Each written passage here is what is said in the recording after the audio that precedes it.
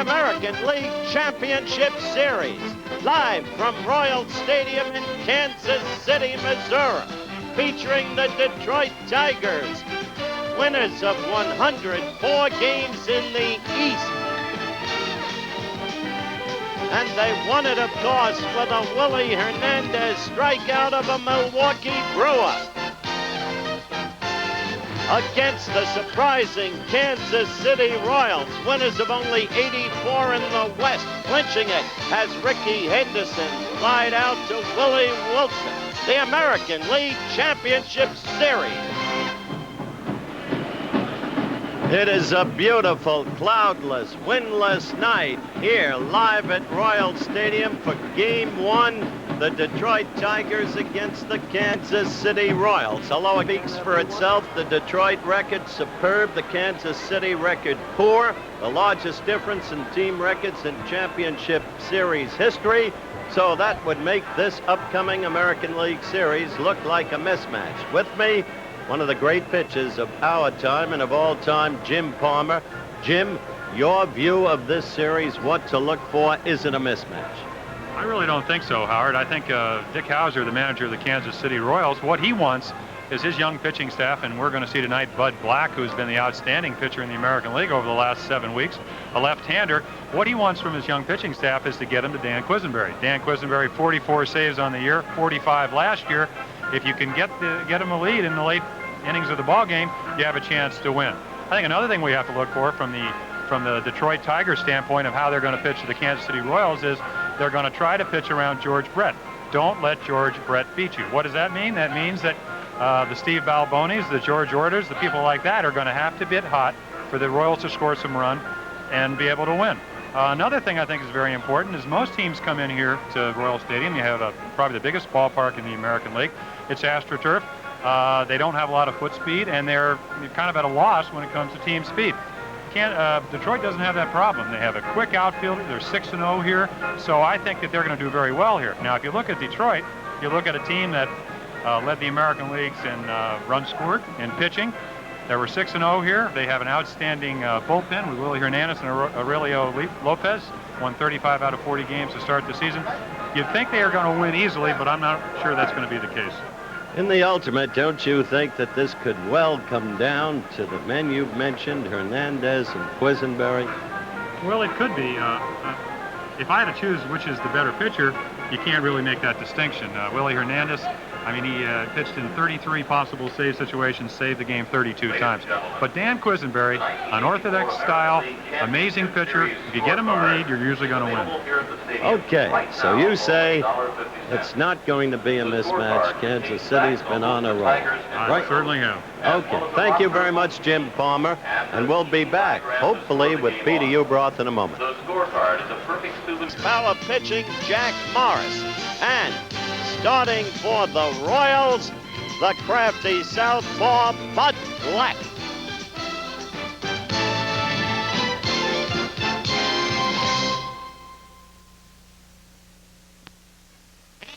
Sports presents the American League Championship Series from Royal Stadium in Kansas City, Missouri. It's the Eastern Division champion Detroit Tigers against the Western Division champion Kansas City Royals in Game 1.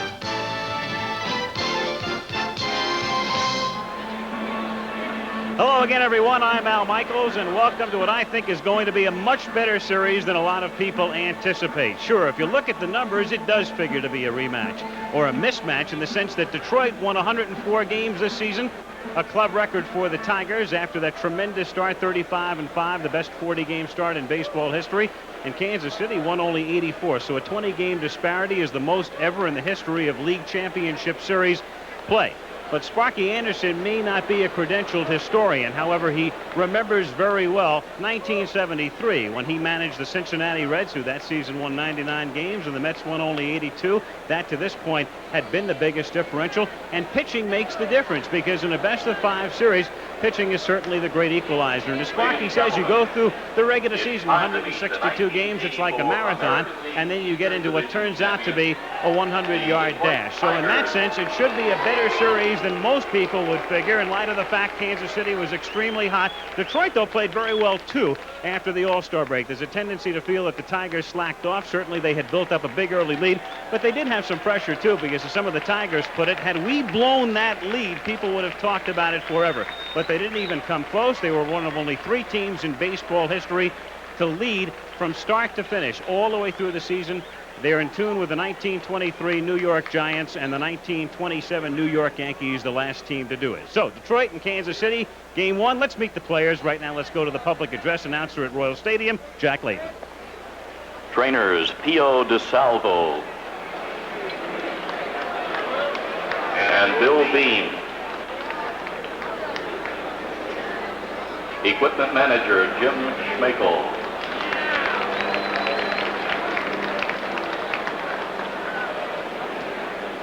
In the bullpen, pitching coach Roger Craig, coach Gates Brown, coach Billy Consolo, coach Alex Dramas, coach Dick Krasuski, and now the rest of the Tigers. Infielder Doug Baker, infielder Dave Berkman, outfielder Rusty Kuntz, infielder Tom Brooken, pitcher Bill Shear, pitcher Dave Roseman, infielder Howard Johnson, pitcher Willie Hernandez, pitcher Aurelio Lopez, outfielder John Grubb, outfielder Rupert Jones, pitcher Milt Wilcox, pitcher Doug Bear, pitcher Juan Berenguer, pitcher Dan Petrie. And now, ladies and gentlemen, here is the starting lineup for the Eastern Division champions, the Detroit Tigers. Here's the Tigers manager, Sparky Anderson.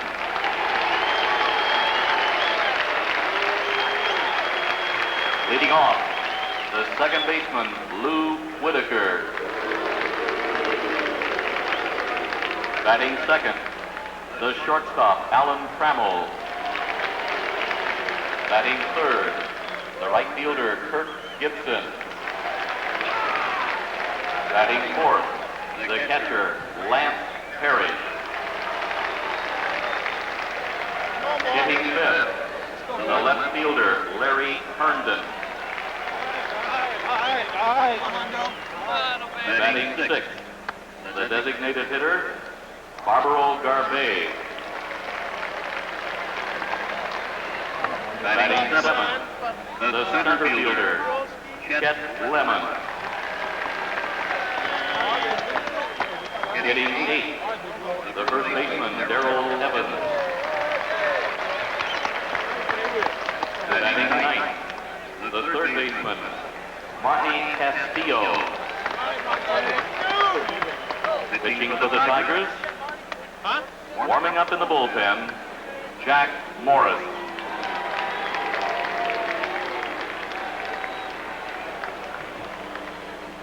Game winner, Lance Parrish, his catcher, talks about Morris. Well, I'll tell you, Jack, in my opinion, has the ability to be the best pitcher in the game.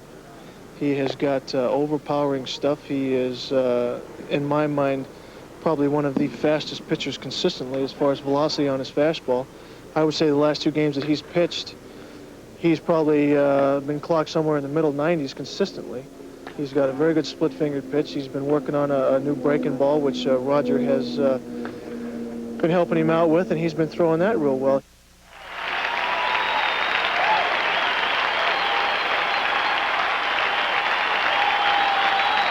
ladies and gentlemen, here are the Royals trainers, Mickey Cobb and Paul McGannon, plus equipment manager Al Z. Here are the Royals coaches. In the bullpen, pitching coach Jim Schaefer, Coach Lee May, Coach Mike Ferraro, Coach Jose Martinez, Coach Gary Blaylock, and Coach Howie Bedell. And now, let's meet the members of the 1984 Kansas City Royals. Infielder Buddy Biancalana. Infielder Greg Pryor. Outfielder Dane Ford. Outfielder Hal McRae. Catcher John Watson. Pitcher Mike Jones. Pitcher Mark Gubasaw. Pitcher Joe Beckwith. Pitcher Dan Quisenberry. Infielder UL Washington. Pitcher Brett Saberhagen. Pitcher Larry Dura. Outfielder Lynn Jones. Pitcher Charlie Liebrand. Pitcher Mark Huseman. And now the starting lineup for your Kansas City Royals. Here's the Royals manager, Dick Hauser. Leading off, the center fielder, Willie Wilson. Batting second, the right fielder, Pat Sheridan.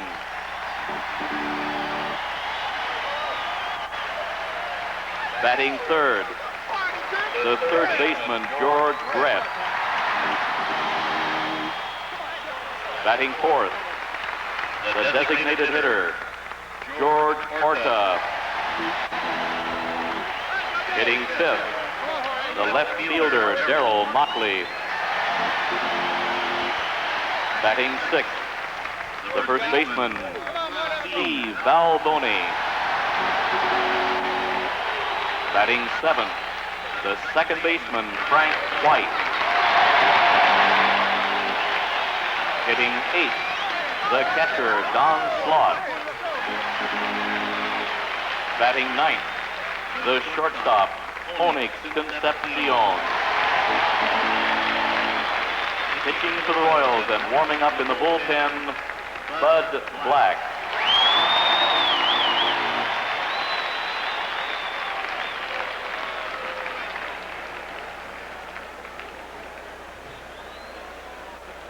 Ladies and gentlemen, an invitation to stand and salute the colors as presented by the Air Force Color Guard from Whiteman Air Force Base.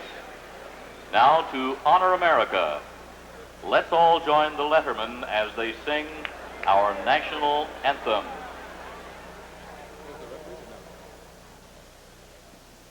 Oh, say, can you see by the dawn's early light what so proudly we hailed at the twilight's last gleaming, whose broad stripes and bright stars through the perilous fight o'er the ramparts we watched were so gallantly streaming, and the rocket's red glare The bombs bursting in air gave proof through the night that our flag was still there.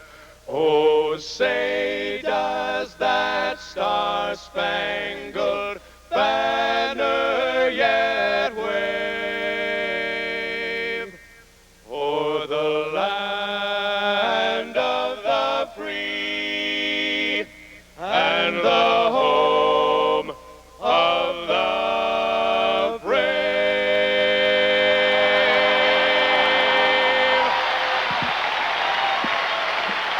On a perfect early autumn night in Kansas City, temperature 65 degrees. We're ready for Game 1 of the American League Championship Series, the Tigers and the Royals.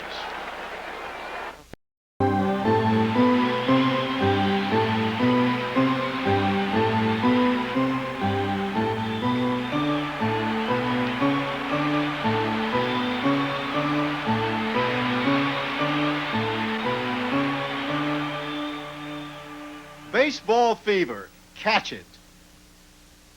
The preceding message was furnished by Major League Baseball.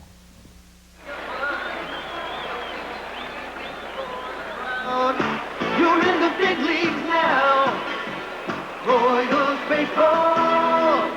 Something special in the air. Ladies and gentlemen, we direct your attention to the pitcher's mound for tonight's ceremonial first pitch, which will be thrown by a member of the Royals family, the Royals co-owner, Avron Fogelman. Mr. Fogelman, fire away when you're ready, sir. Thank you, Mr. Fogelman.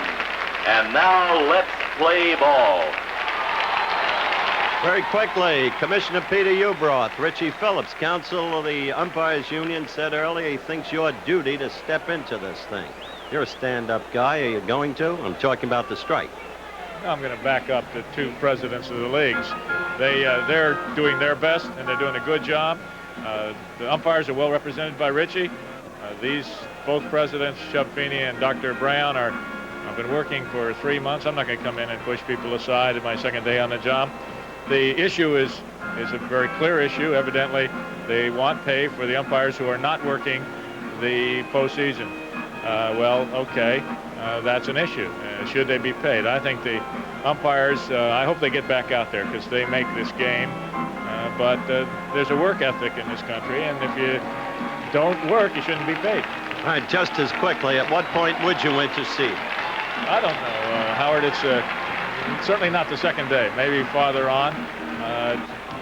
Baseball is an important part of the fabric of the society, and these are going to be a great series, championships and then World Series, and we'd like to have those umpires back out there. Directly, would you ever seek to break the union the way the air traffic controllers were broken? No, I put on the Olympic Games by working with labor. We had them throughout every single part. Everything was labor, and they cooperated with us. They made us successful, and so my hat's off to them. No, I would never do that. Thank you very much, Peter. Again, congratulations on the miracle of Los Angeles. Good luck. My pleasure. Take care. Now quickly to Al Michaels. All right, Howard, everybody knows that the Cubs won today, and there are the totals. Chicago routs San Diego 13-0 at Wrigley Field. Gary Matthews hitting 2 of the Cubs' 5 home runs. Steve Balboni, as we look at the Royals defensively, came over in a deal with the Yankees, and it turned out to be a very good one for Kansas City. Frank White, who knows what it's like to play in the playoffs and World Series, at second base. Then Onyx Concepcion had a very good second half of the season coming back from a broken hand at shortstop. And George Brett had an off year at the plate, but George Brett is particularly dangerous in postseason situations. Darryl Motley is in left field. He's completing his first full season in the majors. Willie Wilson started the year in prison. He was suspended. He was reinstated on the 16th of May, and here he is in the playoffs. In center field, and Pat Sheridan, who is from the Detroit area, is in right. Back of the plate is Don Slaught, who platooned with John Wathan last year and then took over as the everyday catcher in 1984. And the pitcher is Bud Black. Kansas City, with their championship teams, you go back and think about people like Dennis Leonard, Paul Splittorff, Larry Gura. Last year, Vida Blue was part of the rotation, and there are the umpires. But none of those fellas figure right now. The umpires, you saw the umpires who would have worked. You said tonight, Bill Deegan, and if that name sounds familiar, if you're a baseball fan, he worked in the American League for 10 years. He, Randy Crystal, Larry Zerbel, John Bible, Harold Jordan, and Mike Odell are the 6 umpires as we get set for game 1, and Lou Whitaker leads off by running up to bunt and missing for a strike. 0-1 the count. Whitaker to be followed by Trammell and Gibson here in the first inning. Brett playing in very shallow at third, and Bud Black ready to work with a count 0-1 as Whitaker pops it up in foul ground down the line. Concepcion and Brett are chasing it, but it lands in the first row and skips back into the seats. So the count 0-2. George Brett started the season on the disabled list, had arthroscopic knee surgery, injured himself the last day of spring training, did not come back until May 18th, and then missed several games down the stretch because of a torn hamstring. So he's just getting back to 100% right now. No balls, 2 strikes the count on the American League's all-star second baseman, who takes low, 1-2. And of course, one of the reasons he's an all-star second baseman, great range, great hands, but he has the ability as a leadoff hitter. And we saw in Chicago, they were talking today about Bob Dernier. Lou Whitaker can make the work, can get on base and set the table. Outside. When Whitaker first came up, he didn't have any power at all. In his first 4 years, he had a total of 12 home runs, but he began to muscle up, and he's hit 40 in the last 3, including 13 this year. And the 2-2 to him is taken high for ball 3. 3-2. Well, Lou Whitaker is a situation hitter as far as hitting the long ball. You get behind 3-1, 2-0, especially in Detroit, which is a great hitting ballpark. Whether you're right-handed or left-handed, you'll get that pitch out over the plate and lose it. Line drive, base hit into right center field. So it's Whitaker aboard, and up comes a man who might handle the bat as well as anybody in a hit-and-run situation in the American League. Alan Trammell. Alan Trammell, shortstop. Just a 3-2 fastball, trying to throw a strike. You don't want to walk the leadoff batter. Whitaker just kind of pings it over White's head into right center for a base hit. There was some question as to whether Alan Trammell could play defensively in the second half of the season. He went on the disabled list in July, was hurt his shoulder just prior to the All-Star game, and that cost him an appearance in San Francisco. But he was able to come back and play shortstop in August after spending 3 weeks as a designated hitter. Since you brought it up, Al, he is, as you know, questionable in the throwing area. The advanced scouting report on him saying you hit it in the hole, he'll not be able to throw the runner out. He scoffs at that notion. Throw to first base. Bud Black, by the way, when he first came up, was called for a lot of balks, and that brings up an interesting situation here with the umpires, the amateur umpires. Will they call balks? Another throw to first base, or will they be less or more inclined, Jim, in your estimation? I think they'd be less inclined. There are a lot of American League umpires that don't want the left-hander to have that advantage. You don't want it. I mean, the whole rule is deceive the runner. Black has one of the best pickoff moves in the league. Well, 11 men. Exactly, and what he is doing is not only keeping the runner close, but if you get off too far, he's going to pick you off. But he's refined that work. Paul Splitoff worked with him, Larry Gura, and he doesn't do what we call a balk move. You mentioned Larry Gura. Nobody better qualified than you to note that Bud Black is an uppercase Larry Gura, uppercase in the sense that he pitches with the same style, changes his speeds and so on, very crafty, but has more pop on his fastball than Larry. That's what I mean by uppercase. He's got about 8 miles per hour. That's right. More pop. If he also looks familiar to some National League fans, just look at his mechanics and his style on the mound. He's a little smaller than Steve, but he in a way reminds you of Steve Carlton. Up high, 1-2 the count. And on the subject of block moves, Mr. Carlton has a good one himself. Well, I pitched against Steve when I broke in 1964 in Aberdeen, South Dakota. He played for the Winnipeg team up in Canada, and he had a great balk move then. He was called for balks, 20 years ago. Black has an excellent move. High, 2 balls, 2 strikes the count. Aberdeen, South Dakota. Oh, what a lovely summer I had. You've come a long way, baby. I never dreamed I'd be in the same booth with you, Howard. 2-2 to Trammell. Hit to deep left field. Motley going all the way back, and it's up against the fence and rolling back on the tartan turf. Whitaker comes in to score. Trammell's going for third. The throw is offline, and the Tigers lead 1-0. Alan Trammell hitting it over the head of Darryl Motley, directly over his head, and winds up with a triple. And Detroit has a man at third with nobody out and a 1-0 lead. Right field. What a pair to open for you, There you see the ball going over. Tough play if he gets back. Of course, Trammell does have good power, but you're not expecting him to hit the ball off the wall off a guy like Black, who we said in the opening has been pitching extremely well. But what has happened? He ran the count to 3-2 in Whitaker and had to come in. 2 balls, 2 strikes on Trammell, and threw him a good pitch right in the middle of the plate. Here is Gibson now, and the infield, with the exception of Brett, is playing back. So they'll give up a run on a ground ball with Detroit on top 1-0. And Kirk Gibson coming into his own this season. Certainly is. When he got the break so that Sparky stopped platooning him because his alter ego was injured, he began to hit southpaws with reasonable authority. Earlier, he had been platooned against. Last year, Gibson hit only 150 against left-handed pitching, but going back to the strike season, he destroyed them in 81, hitting 366. So he used to be able to hit them, and then he stopped hitting them, and then this year Anderson left him in every day after a while. And Gibson has played in more games than any other Tiger, and for the first time in his major league career, he has been relatively free of injury. 2-2.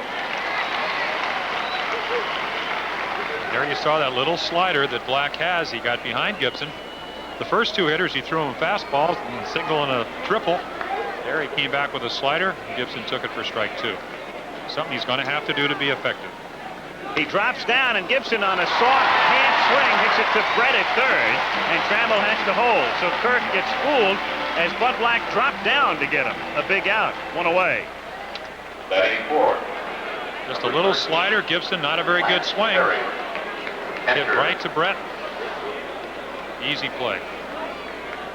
1 down, and Lance Parrish is the batter.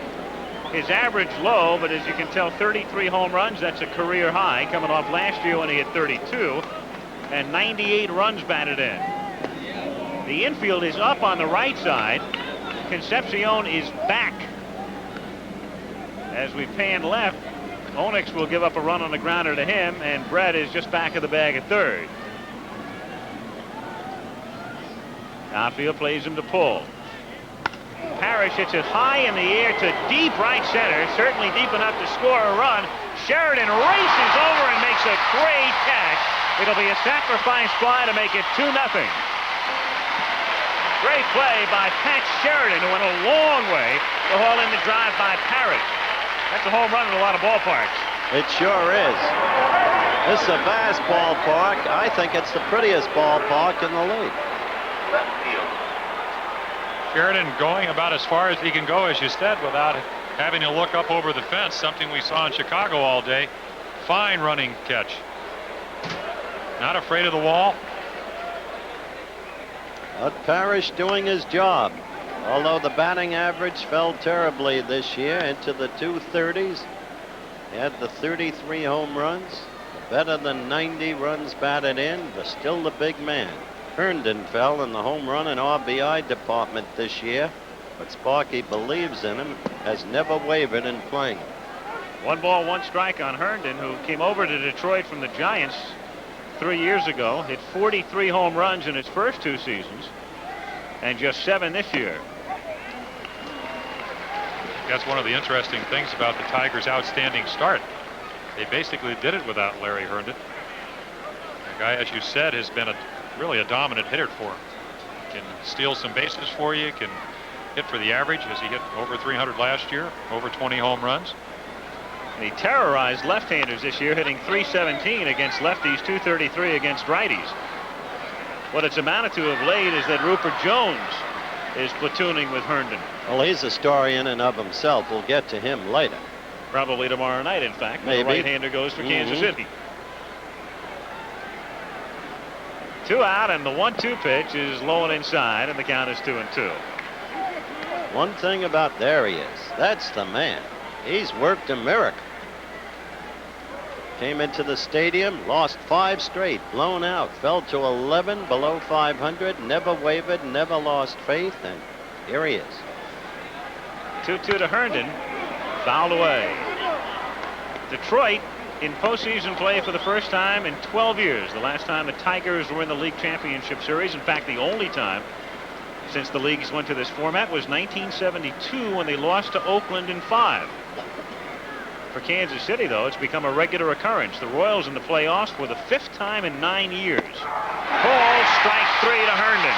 No indecision on Bill Deegan. Did you see that, Jim? Unlike the opening inning today. Well, just a high slider. Herndon doesn't think it's a strike. But when you have that outside protector, as we see with Bill Deegan, you get that high strike. Strike 3. After a half, it's Detroit 2, and the Royals coming up. Played extremely well.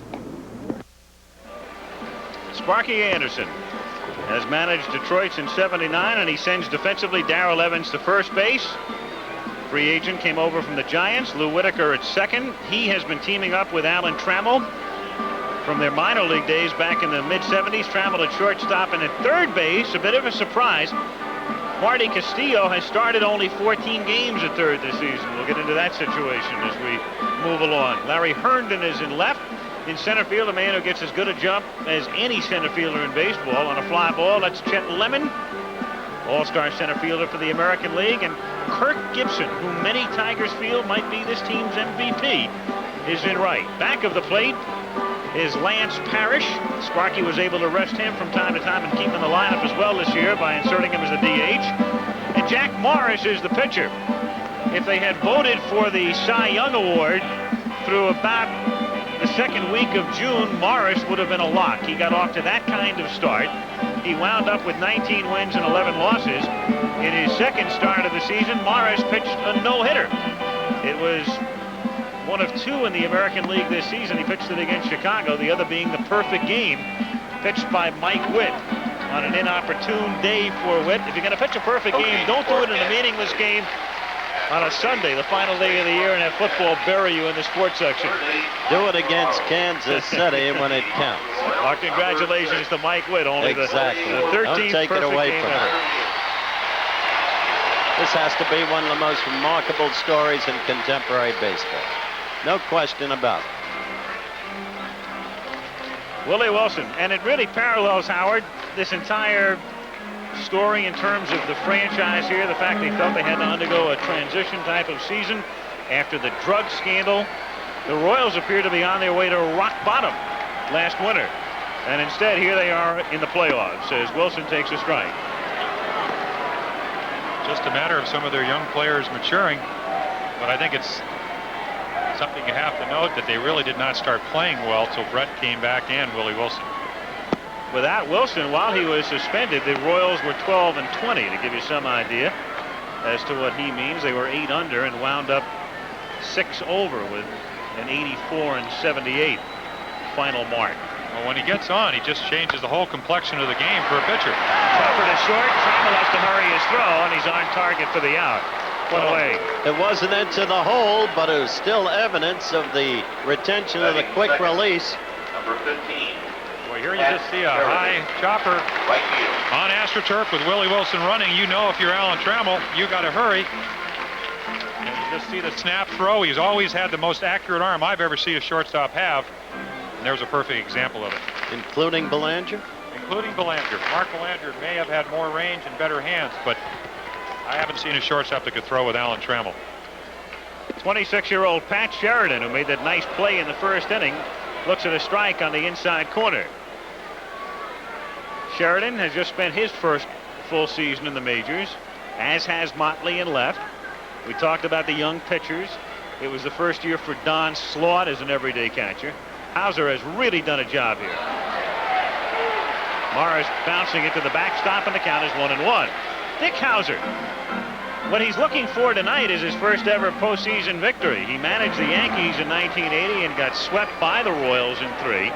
And then in the late unlamented divisional playoffs, which were put in place because of the strike in '81. He lost the divisional playoffs to Oakland in 3. 1-2 the count.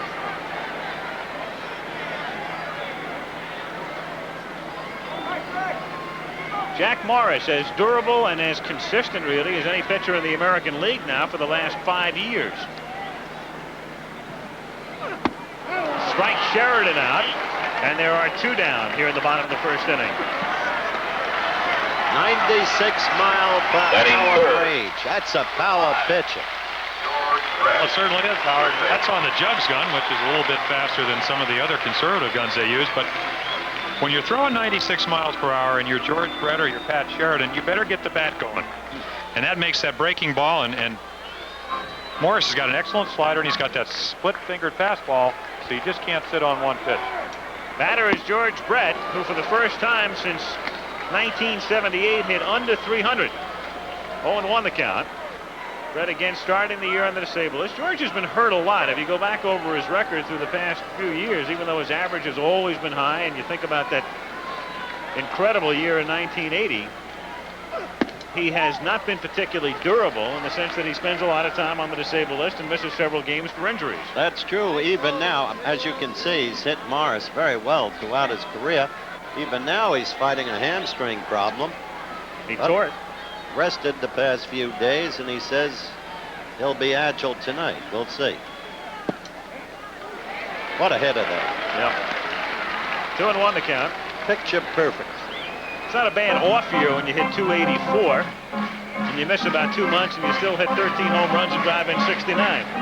Well, something to note about George Brett, as a guy that pitched against him for years and did not have a whole lot of success, when he expands the strike zone, in other words, swings at bad pitches, he's not a particularly tough out. But when he makes you throw strikes, get the ball in the strike zone, that's when George is the type of guy that's going to hit 390 like he did back in 1980. What can you tell about, on that subject, what can you tell about Deegan so far? How big is his strike zone? Well, I've always felt Bill Deegan was a pitcher's umpire. When I pitched, he was the type of guy that, and you can see the outside protector. Most of the American League umpires have gone with the inside one. He gives you the high strike. When you get the high strike and you have a rising fastball like like Morris, you want to take advantage of that. But he did miss. He threw an excellent split-fingered fastball, which Morris thought was a strike, and he didn't give him the low strike. So I think with one thing that I noticed in today's game in Chicago, if you're a hitter or a pitcher, all you want from an umpire is consistency, and it was not. It was erratic. Very erratic. Erratic strike zone. Right from the first pitch of the game, you could tell. That's called strike 3, and Brett will put up no argument. That was right there. He got fooled by the speed of it as Morris took a little something off it. In super slow motion from back of the plate, watching the rotation of the ball. Ladies and gentlemen, the 1984 American League and George Brett watches it go by. No doubt about that call. Professional or amateur umpires or any umps. That's strike 3. We go to the second. Detroit 2, Kansas City nothing. To say about the man on the mound for the Royals tonight, Bud Black. Number 27. I've liked Blackie since we got him. Bud Black came over here from Seattle, and I liked him. We brought him aboard. He was kind of a relief pitcher starter. He came a long way last year. We decided in spring training this year that we'd make Bud Black the #1 pitcher on this staff because of the way he pitched last year. He'd earned it last year. He showed that he can be a #1 pitcher on any staff in baseball. And he is the ace of the staff right now, Bud Black, who would also pitch a 5th game the way Hauser has this rotation set up. Hauser's going to go with, at the moment anyway, 4 different pitchers, while Anderson will just use his big 3 of Morris, Petrie, and Wilcox.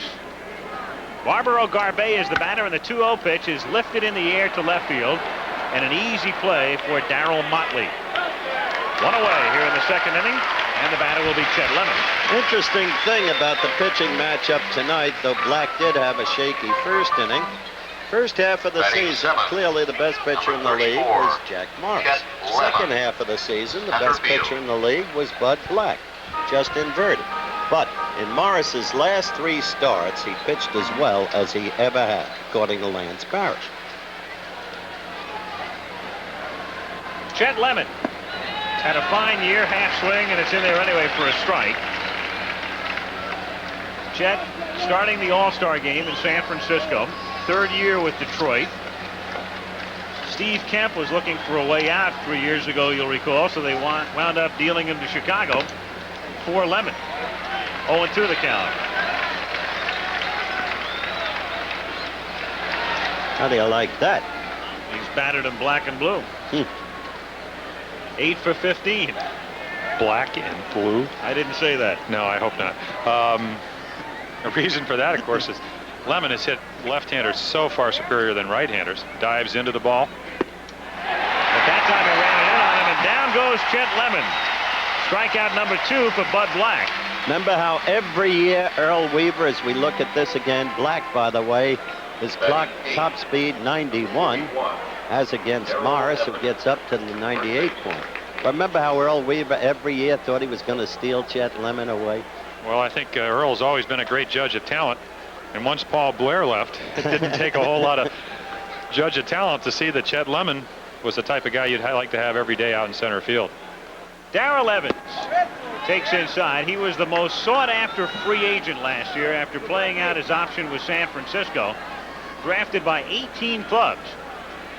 And he picked Detroit and takes a strike on the inside corner. Evans is playing first base tonight. He'll play third base against left-handed or against right-handed pitching. So you'll see him moving around the infield during the series, and the Tigers have also used him as a DH off times this year.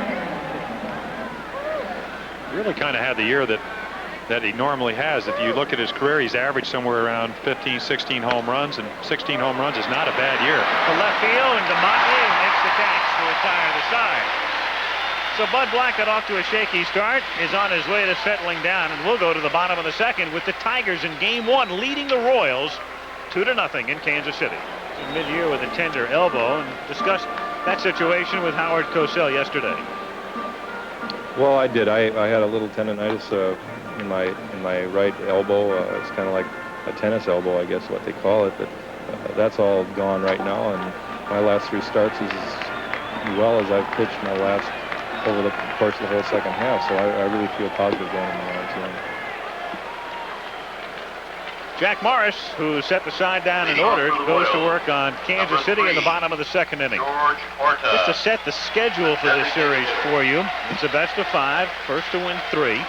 Tonight and tomorrow here in Kansas City. Day off on Thursday, and then to Detroit. Game 3 Friday. Game 4, if necessary, on Saturday, and then a 5th and deciding game, if necessary, would be played on Sunday at Tiger Stadium. George Orta looks at his strike as we start the bottom of the second. He'll be followed by Motley and Balboni. How'd you pitch this guy, Jim? When he first came up, I thought he had potential to lead the league in batting. He's a good, well, he's an excellent hitter. Very short swing, as you can see. To left field and deep, but it's a big ballpark as Herndon circles and makes the catch.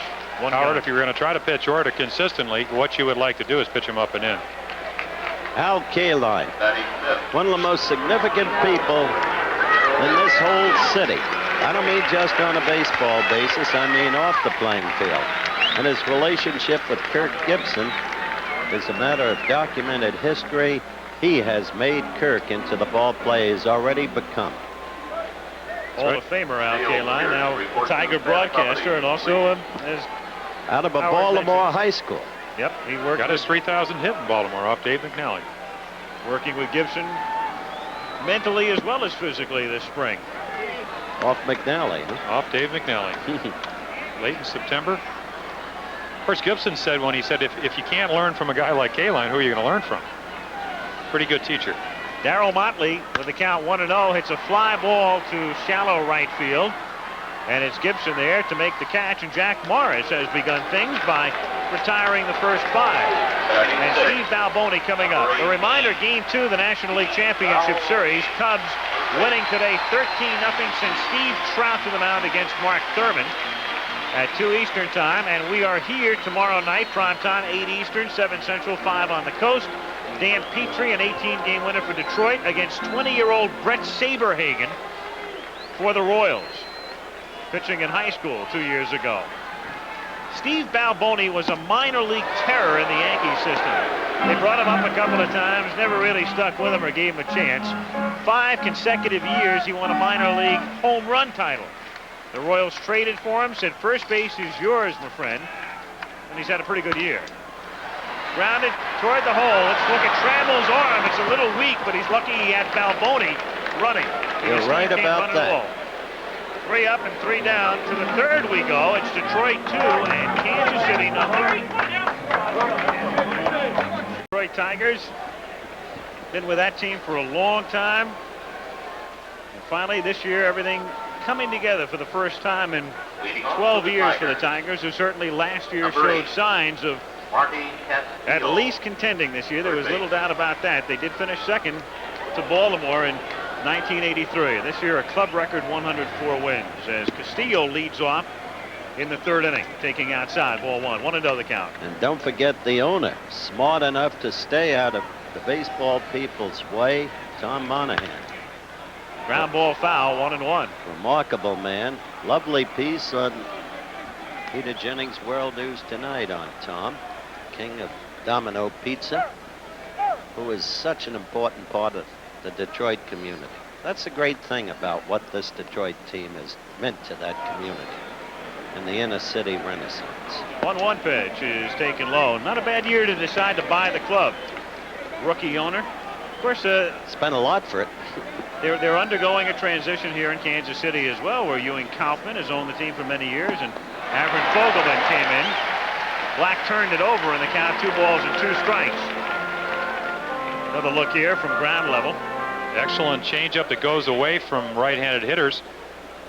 And what Black's been able to do since the first 2 hitters, and there we see that not overpowering fastball, but just below 90 miles per hour for strike 3. But now what he's been able to do, he got a couple of pitches out over the plate to both Whitaker and Trammell. He's pitching inside, and he's using that screwball to go away. And here you see that looked like a cut fastball, just ran it in on Castillo, had no chance. Well, after a little shakiness at the outset, Whitaker a single and then Trammell a triple, and nice running catch by Sheridan on a sacrifice fly. Black appears to have things very much in sync as he goes through the order for the second time. It's ball 1 to Whitaker, 1-0. Well, what that catch by Sheridan did was really keep them out of the big inning situation, not only physically but mentally put your team out of the game. They got Black for a different Castillo, yep, from Seattle. Manny Castillo. Well, you know, we keep joking about the player to be named later. Well, Bud Black was the player to be named later in 1981. Manny Castillo going to the Seattle Mariners, and Black, the player to be named later, going to Kansas City as Whitaker grounds it down to Balboni. He'll shovel to Black, covering just in time. Turned it into a close play. Whitaker can run. 2 away. That's 8 in a row retired now by Bud Black. Well, those routine plays you practice every day in spring training. Black getting over there as quick as he can. He took the direct route to first base, was what you want to do. And as you said, you can see Whitaker can get down the baseline. He made that play pretty close. Alan Trammell, triple in the first inning. Closed stance. He went to that closed stance in August, I guess it was in 1983. Gates Brown and Trammell worked on it. The first night he used it, he went 5 for 5, and he was sold at that point. You know how he got to that closed stance? Now, when he first came up, remember, he was a dead right field, right center field hitter. Then Gates started to work with him, and he began to pull to left, and he had lost the ability to hit the right. Combining the two, now as he does, he pulled for the triple, you'll remember, in the first inning, and yet you'll see him frequently go to right field. It comes out of the stance that he's developed with Gates Brown. 3 balls, no strikes the count. In there for a strike. You know, in every baseball season, there's always somebody who gets off to that incredibly hot start, makes magazine covers. This year it was Trammell. Then always somebody who sort of emerges in mid-season, and that was Ryne Sandberg this year over the National League as Trammell takes ball 4. Because of the way the afternoon game started, with a few notable errors by the amateur umpires, Jim, I'd like you to develop for us your view of what Deegan is doing, because there is obvious evidence of the experience and the assuredness within. Well, what Bill Deegan has done is he's established a consistent strike zone. It's a little bit higher than I think the hitters would like.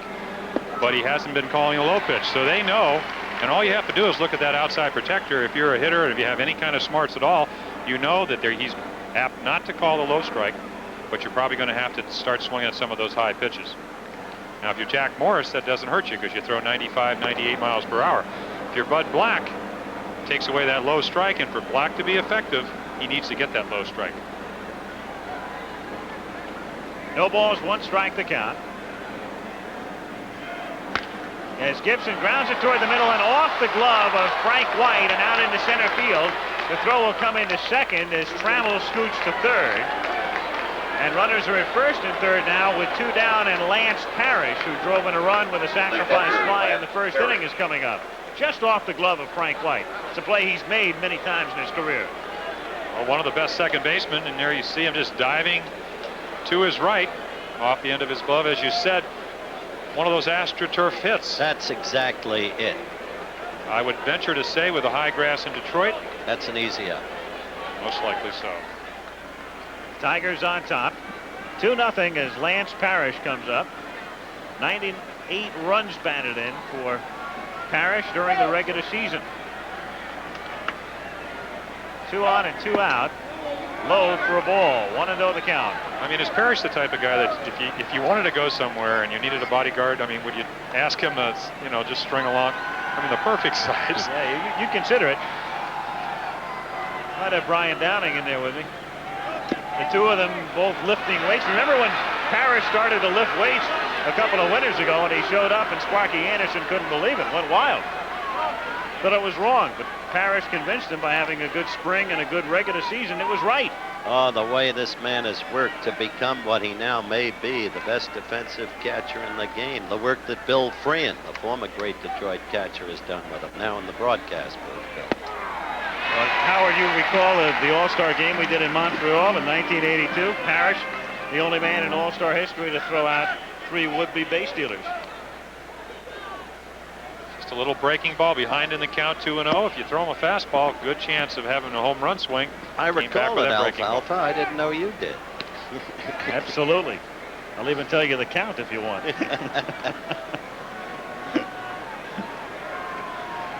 2 balls and a strike. Parrish hits a high fly ball to deep center field. Fortunately for Wilson, there is some room, and he makes the catch. Lance Parrish in a lot of ballparks would have 2 home runs tonight. Instead, we've still got a ball game. It's 2-0 Tigers at the end of 2 1/2. Frank White to lead off in a short series of best of 5. White talks about the significance of the first game. But I'm hoping we can at least split here going into Detroit. But Morris and Petrie have always been tough. We're throwing a tough pitch in Bud Black. And the first game, I think, will be the key to the whole series. Really? Because if we can beat Morris, we beat Petrie once this year. Morris is a guy we haven't beat. And if we can get Morris the first game, I think that we realize what we did with Petrie early in the year. Knowing that he's a good pitcher, I think that'll give us the confidence for game 2. For what it's worth, in the 15-year history of the playoffs, that's 30 playoff series, both leagues, the team that has won the first game has gone on to win 21 of them. That's 70%. And if a team goes down 0-2, only one team in 30 series has overcome that disadvantage, that being the Milwaukee Brewers in '82 against California. Tigers 2, Royals nothing. Al Michaels with Howard Cosell and Jim Palmer in Kansas City. Morris missing outside. Morris has retired the first 6. But in terms of storyline, Jim, when you give Morris even a 2-run lead, which is what he has now, it becomes sort of a 7-inning game, doesn't it? Well, it sure does. I had some relief pitchers when I pitched, but never anybody like Willie Hernandez that in 33 save situations, and there we see a comebacker right to the mound. And Morris easily takes care of him. But what happens is that you go 7 innings and you don't have any big innings, you keep them in the game, you hold them to 1 run, the game's just about over. Now, of course, the same thing applies if you're a Kansas City pitcher. What Bud Black wants to do is hold him at 2 runs, hope he gets 3, and get to Quisenberry. But I think this is going to prevail through the entire series. Also, both teams have pretty good men to set up Hernandez and Quisenberry. The Royals have Joe Beckwith, who has filled that role very admirably. And the Tigers have Aurelio Lopez. The batter is Don Slaught. 1-0. Don Slaught went to UCLA. Fine baseball player for the Bruins. And the man right next to him right now in the crouch, Lance Parrish, had a chance to go to UCLA on a football scholarship, but wound up signing with the Tigers instead. Line drive, base hit into center field. First hit and first base runner for the Royals. And so Slaught is on with one down, and it will bring up Onyx Concepcion. A pair of college football games for you as Nebraska tries to rebound after the upset at the hands of Syracuse against surprising Oklahoma State. Georgia takes on Alabama. College football on ABC this Saturday at 3:30 Eastern Time. The loss to Syracuse was amazing. Yeah. Concepcion takes a strike. He is no relation to David of the Reds. Broke his hand earlier this season. You know, one of the things that the Royals have been helped by measurably, especially down the stretch, is the production out of the bottom of the order. White and Slaught and Concepcion all had good Septembers. Slaught will fool you. He hit Finland 300 last year, but he was a catcher last year that they didn't want to pitch to, some of those Royals pitchers. You know that, Jim. Well, he certainly changed, Howard. This you year, go talk to any of the, go talk to the pitching coach, or you go talk to some of the pitchers, they like throwing to Don Slaught. I think a lot of it has to do with that John Wappen was here for years. That's right. He's a kind of a tradition here, a very nice guy. Look at what Concepcion has hit since the All-Star break. That's unbelievable. Well, he came all the way from 220 to 280. As you said, he broke his hand in the midst of that streak, but came back just as hot. In the air to right center field, and it's Levin calling for it to make the catch. The League Championship Series is now official as we have had our first wave rolling around and still rolling around Royal Stadium in Kansas City. And with two down, it brings up Willie Wilson. That's a sight that has now become familiar everywhere. I'm waiting for it at the Opera House. I didn't know you were an opera buff. I'm not. I'm just waiting for it. Outside, right? Right. Willie Wilson slaps it into left field for a base hit. Don Slaught will stop at second, and so the Royals, who are down 2-0, have runners at first and second. 2 down in the third inning, and Pat Sheridan coming up. Didn't you like the way Wilson just snapped back?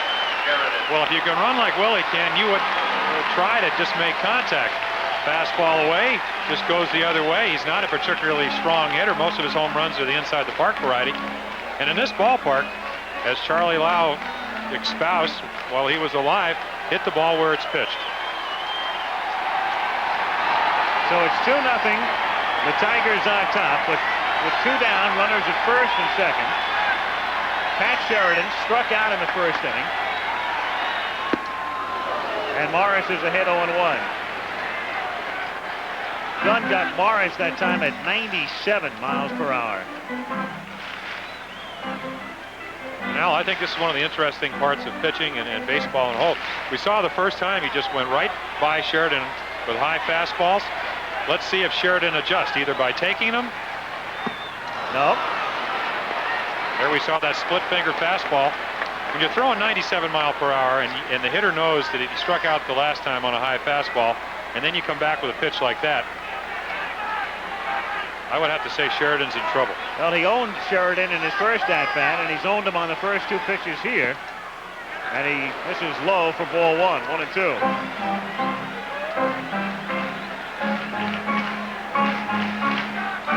Morris, very tough in these situations. Slaught is at second. Wilson is at first. That's the best time if you're on the field and look at Willie Wilson with a man ahead of him on base. Foul back, still 1 and 2. I go back to the 1966 World Series when we went to play the Dodgers in Los Angeles, and Dave McNally, a couple of singles, a bases loaded walk, and Jim Murray wrote the next day, Dave McNally stopped the Dodgers running attack by loading the bases. You're right. You don't want Willie Wilson to get on first with an open base in front of him. It's just like throwing a double.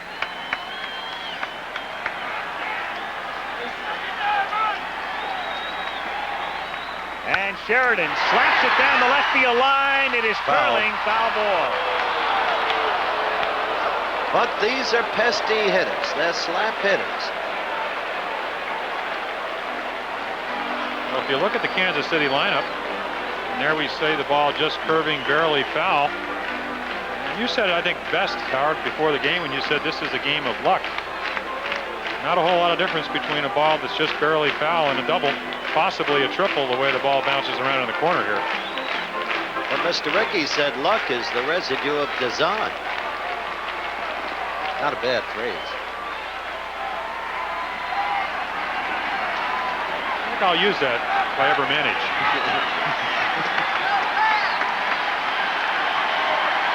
Earl's managing every team in baseball. 1-2 pitch. 2-2 the count. A lot of jobs for Earl to have right now. He can handle them all. Can't he? I'm taking the fifth. 2-2 the count. Ball 3. So now the runners will be going. Slot from second, and Wilson will be taking off from first.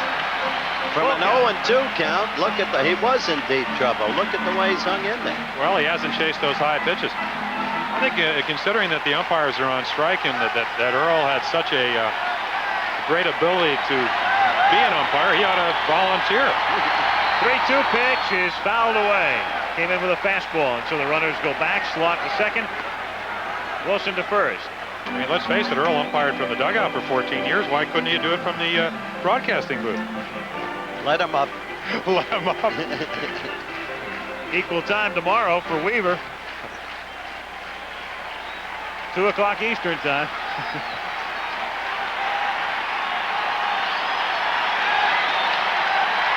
Three and 2 the count.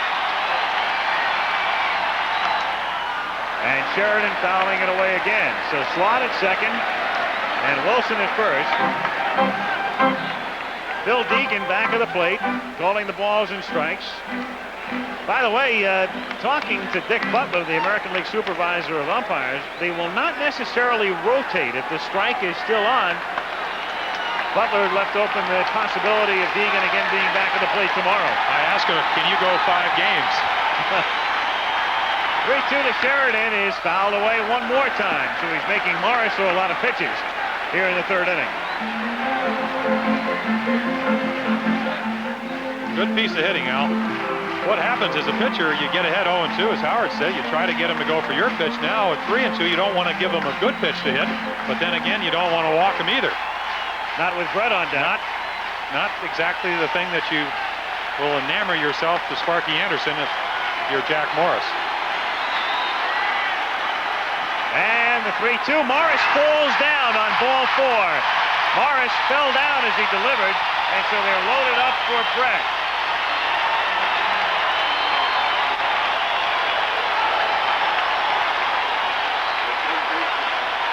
Kind of hard to tell what kind of pitch he was trying to throw, but you can just see his left foot start to slide. So they're loaded up now with Slot at third, Wilson at second, Sheridan at first. A lot of times when the pitcher falls down, the ball will go to the backstop, and with Morris on the ground, had that happened, Kansas City might have had a run, especially with the runners going. So in that sense, he was fortunate. Brett, 2 out, bases loaded. Ball 1.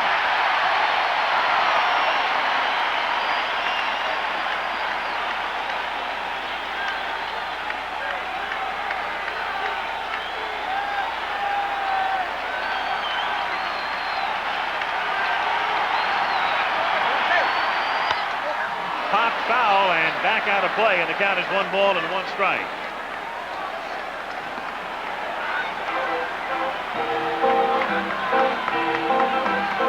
George Brett in postseason play. Well, you remember some of his accomplishments.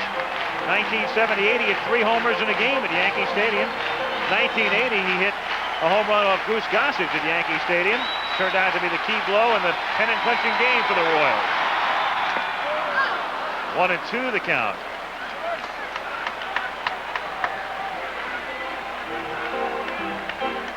Looks like another split-finger fastball.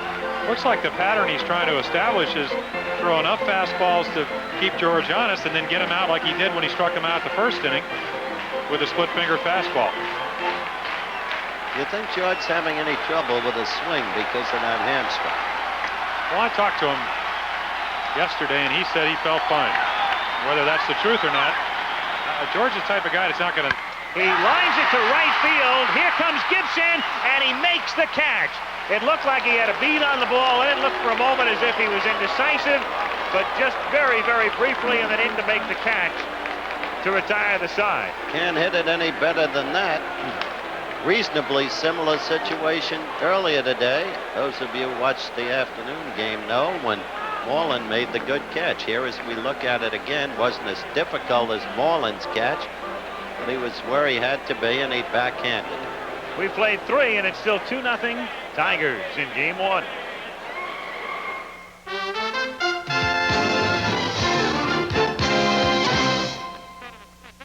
Lou Whitaker led off with a base hit. Alan Trammell with a triple to left field. And then Lance Parrish drove in Trammell on a play on which Pat Sheridan made a fine catch in deep right center. So the Tigers settled for 2 in the inning.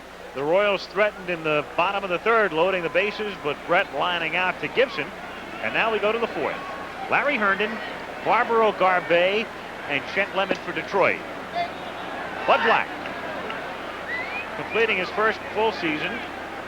Last year he began the season at Omaha, AAA, but spent most of the year up here. To deep left field and hooking toward the corner and out of here. Larry Herndon, who did not hit a home run this season, and everybody was wondering why until the 21st of June. And then he didn't hit his second home run until the 7th of August. After hitting 43 over the preceding 2 seasons, has given Detroit a 3-0 lead. Behind the hitter again, Herndon gets a fastball, most likely looking for it. Black just isn't that overpowering that he can get behind the hitters and lay that fastball in there. Scores 3-0. Very simple game. Kind of reminds me of the last game of '82. Yeah. Barbaro Garbey the batter, and the count is 1-0. Get behind Yount, home run. Get behind Yount, home run. Get behind Cooper, home run. 1 ball, 1 strike the count. Very loose Tiger dugout. Team has spent every day of the season in first place. They began the year with 9 straight wins, reeled off another 9-game winning streak during that 35-5 start, and also a 7-game winning streak. Sparky Anderson was saying it got to the point where, you know, you're 35-5 and you just don't think you can lose. What does a manager mean to a ball player? What can he do? The relationship between Anderson and Herndon is what's kept Herndon in there, what's made him the ball player he became until this year, and what will probably restore him next year to the form he displayed the prior 2 years. That's a man with a syntax reminiscent of the late Casey Stengel. Convoluted sentences, yet the way it all winds up has a cogency in a sense that amounts to baseball wisdom. To deep center field, Willie Wilson going back, and he has room to make the catch here. Again, a long fly ball. Parrish has hit 2 that would have been out of several other parks, and Garbey hitting this one to deep center. So Black is struggling again. 4th inning with 1 out, and Lemon is the batter. Now, one thing about Sparky, Howard, he was given short shrift in Cincinnati. It's easy to say in retrospect. He had all of those guys who were going to the Hall of Fame. He wasn't a push-button manager. He was one of the best in the game, if not the best. No question about it. One of the nice things about this series is the way the 2 managers respect one another, and it's not just talk. Lemon fouling it away. Well, the golfer Tom Watson, native of Kansas City, home to root for the Royals. I wonder if Tom Selleck's coming from Hawaii to root for Detroit.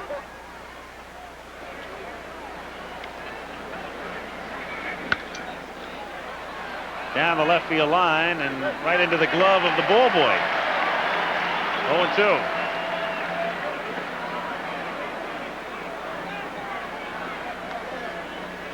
Bud Black went to San Diego State. Originally up with the Mariners, pitched briefly with Seattle in 1981, and then, as we alluded to earlier, the player to be named later, coming over to Kansas City. 1 ball, 2 strikes. Sure, a lot of good young left-handers. Mark Langston, Frank Viola, Bud Black here. To center, and right there is Wilson. Willie is in his tracks for the out. 2 away. Darrell Evans is really a first-class, first-rate gentleman, I guess is the best way to describe him. If you enjoy seeing good things happen to nice people, you can be happy for Evans. A long career, and spent most of it not necessarily anonymously, but with clubs that really weren't in races very often. Atlanta in the early days, and then San Francisco, and finally getting his moment in the sun now. Playing his former song. That's right. I Left My Heart. You know, the funny thing was in San Francisco, there was a big scoop. Bob Lurie was holding a press conference. They wrote it was to announce Jim Fregosi as the new manager. It was to announce that he was putting the club up for sale. That's tomorrow night's pitcher. This kid has beaten Detroit 3 times. Brett Saberhagen. 3-1 on the year. Sparky says he fears most. Well, he ought to. He's got great command of his pitches. Got an excellent fastball. I think it was interesting what he said when he pitched against the Angels. I grew up in California. I've seen him play. I know how to get him out, so I did it. Huh. I wonder if he's watched the Tigers play. Obviously has. 3-1. Evans getting sent back. You mentioned Darrell before, Jim. Low average as we look at it again. It's only 232 this year, but he walks a lot. He always has. He led the club in walks, and his on-base percentage is pretty good. 3-2. Well, I think the big adjustment he had to make after being in the National Leagues all that year is a little bit bigger strike zone. He said he was not particularly disciplined early in the year, and he was taking a lot of pitches that may have been balls in the National League. They were strikes over here, and then he started chasing those pitches. But again, 16 home runs is not a bad year. He rolls it on the carpet into right field for a base hit. Now there is your prototypical AstroTurf hit. They talk about it being a pool table. This is not AstroTurf, by the way. It's what they call tartan turf that was laid down here when the park opened in '73, and they're going to resurface during the offseason. But watch it. It never bounces. It just rolls like it's on a pool table. Right under Balbone's glove. Let me tell you something. Balboni, a big man and appears to some to be lumbering, is no slouch at first base, Jim. He's a pretty good defensive first baseman. Marty Castillo takes a strike. Of course, there is a little bit of difference between being a good first baseman and having great range. I'm not sure if Steve would exactly be an Eddie Murray or a type of guy like... How many of those are there? Not... Well, for the pitchers union, thank goodness not too many. Despite the utterances of Whitey Herzog, Hernandez, Keith Hernandez. Boy, is he outstanding. I had a chance to do a lot of Met games, and if you say anything, I think other than maybe Dwight Gooden, he really meant a lot to that ball club, helped the pitching staff, helped their defense, just helped the attitude in that ball club. 1 ball, 2 strikes to count on Castillo. 2 out. We're in the top of the 4th inning, game 1 in Kansas City. Tigers on top 3-0. Evans at first base. Not a threat to go, even though Balboni holds him on here. What Balboni can do, he's great on the ball in the dirt, which saves a lot of errors if you're a shortstop or a third baseman.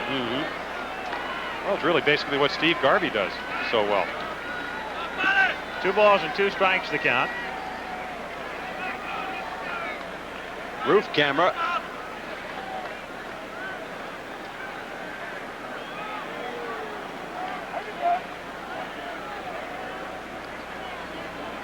Two and 2 on Castillo.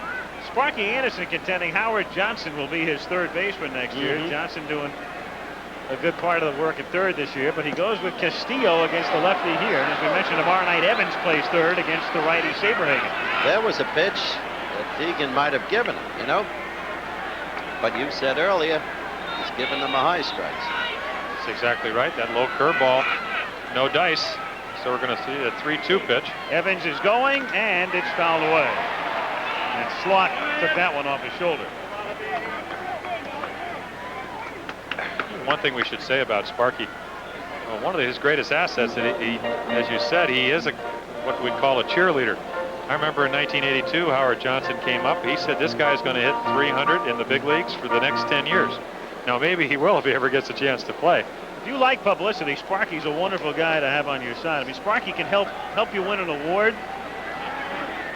Make your name pretty well known as Castillo grounds it by Brett and out into left field for a base hit. And to the bottom of the order, put men at first and second with 2 down. They've really belted Black this inning. The 2 outs were hard drives to center field. Just a little changeup, but right in the middle of the plate. Talking about Sparky publicizing a ball player, sometimes he doesn't and later is rueful about it as Blaylock comes out to have a talk with his pitcher. Gary Blaylock, the pitching coach, and they will get busy in the bullpen. In the bullpen for Kansas City is Mark Huseman. Their long man. Again, their 2 key relievers would be Beckwith, who they like to go to about the 7th inning if they can, sometimes as early as the 6th, and then if they have the lead, they finish up with Quibbs. Basic problem here for the Royals is simple, as Jim stated earlier. You get 3 runs behind Morris, he gives you 7 innings, and then you got Hernandez and you're dead. That's what Frank White was talking about when he said the first game of this series is critical. If we can beat their ace, Morris, that's something. We know we can beat Petrie. Not saying he's not a good pitcher, but we've beaten him. Whitaker gets backed off the plate, ball 1. So the Tigers on the verge of breaking this one open here. Excuse me, I think another thing, of course, Frank White was thinking was, hey, Brett Saberhagen is 3-1 and Black's never beaten him. So if they win tonight, it's like a plus, something they really didn't expect. And I think if you look at all 4 playoff teams, and there's a low and away strike again. Black not getting that pitch. Slot a little bit upset. That's turning his game on him. Well, again, he's 2-0, 2 balls, no strikes. Do you throw him the fastball that he singled on the first time, or do you come with a breaking ball and take a chance of maybe going ball 3? Fastball, ground ball down to Frank White. And so Black escapes further damage here in the 4th inning. A leadoff homer by Herndon, 3 hits, they lead 2. We played 3.5. It's Detroit 3 and Kansas City nothing. On Monday Night Football, the San Francisco 49ers, one of the 2 unbeaten teams in the league, tackle the tough New York Giants, Monday at 9 Eastern on ABC. This ABC Sports Exclusive is being brought to you by Bud Light. The best has a taste all its own, satisfying, but never filling. Remember that man, Freddie Patek. Played shortstop for several years here in Kansas City and still a very popular figure. He looks on along with about 40,000 others at Wrigley Field today. If you missed it, Cubs 13, San Diego nothing. 5 home runs for Chicago and a victory for Rick Sutcliffe. It's the most lopsided shutout, by the way, in any postseason game, playoffs or World Series in baseball history. Orta leads off by lining one by the third base coach, Mike Ferraro, here in the bottom of the 4th inning. Sutcliffe's homer looked like it was going to the lake. What a blow. What a year. In a way, a very fascinating year in baseball. You look at all of the teams that made the playoffs last season. None of them finished higher than 4th this year. In the last 3 seasons, we've had the maximum 12 separate teams in postseason play.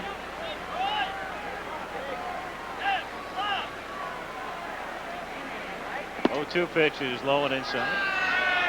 A couple of weeks ago, I was up in New York and I talked to Rick Sutcliffe. Of course, he kind of touched on this today in one of the interviews.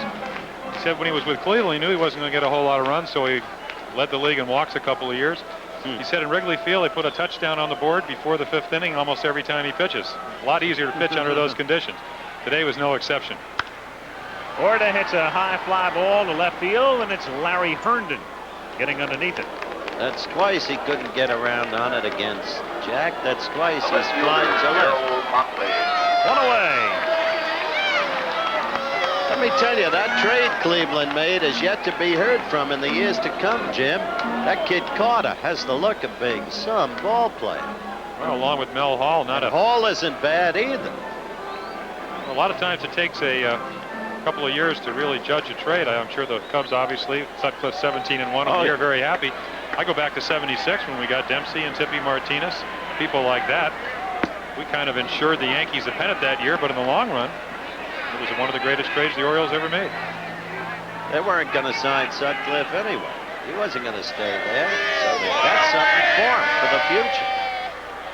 Jack Morris working on Darryl Motley, missing high. 1 ball and 1 strike to count.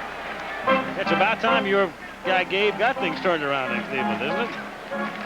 Well, he may leave Cleveland with his greatest David Harum operation. Who can tell? 1-1 pitch. Swing and a miss. 1-2. Gunn has Morris consistently in the mid-90s, 95 on that last one. He is really firing the ball. Yep, first half of the season, he was the best pitcher in the league. The second half of the season, Bud Black was the best. But again, in his final 3 outings, he never pitched better. Half swing, bouncer to third. It's Castillo fielding and throwing across to Evans. 2 down here in the 4th inning. And it will bring up Steve Balboni. Going back to Jack Morris, they had him winning 30 games when he had that great start. Didn't even end up winning 20. But the one thing about Jack, and you can use the cliche, I talked to Roger Craig, he said a lot of his problems is that he wants to win so badly when things don't go his way, not only physically but sometimes emotionally, he overreacts. He's taken a lot of flack from his teammates this year because of some of his outbursts. He has, and they were publicly critical of him. Inside. But again, I think, Al, don't you think that when you have the ability, and we've seen the 97-mile-per-hour fastball, the great slider, and the great forkball, sometimes they expect you to win 30 games, 20 games. I mean, the expectation level for Jack Morris is a very great one. 1-0 pitch, and it became fashionable early this season when a guy wins 10 that quickly. As you look at Balboni's September numbers and the month he had, it becomes fashionable to relate to the past. And in Detroit, when you talk about winning 30 games, that's where it happened the last time when Denny McLain did it in 1968. Wonder what Chet Forty has in mind. 1-1 pitch. Swing and a miss. When you talk about streak hitters, Balboni at one point this season hit 10 homers in 14 games. At another point, he was 0 for 23 with 15 strikeouts, including 9 Ks in a row. Hauser doesn't care about that. That's the way he's developed Balboni. He's told him to forget the strikeouts. Injuries, he only had, let me get this in quickly, 400 plus at bats. He wants to get 600 at bats out of him, thinks he'll hit over 30 home runs a year and 100 RBIs. Chases this one in the dirt for strike 3. We go to the 5th in game 1. Tigers 3, Royals nothing. The essence of hitting. George Brett. Some guys say it's the rhythm, reading the pitch. For me, it's a feeling that says I'm going downtown.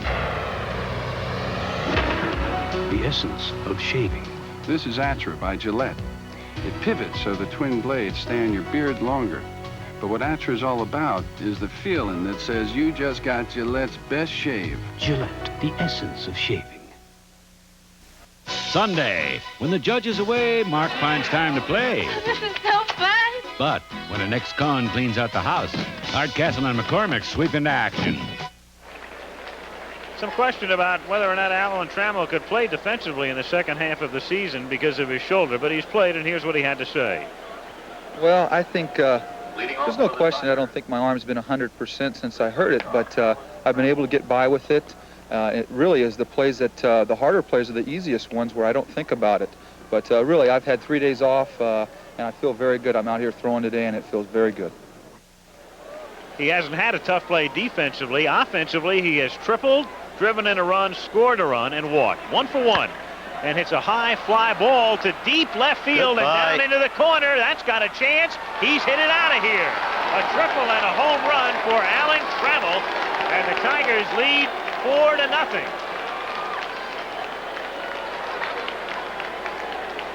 Trammell hit 14 during the regular season. So a homer and a triple and 2 runs scored tonight. 4-0 Tigers.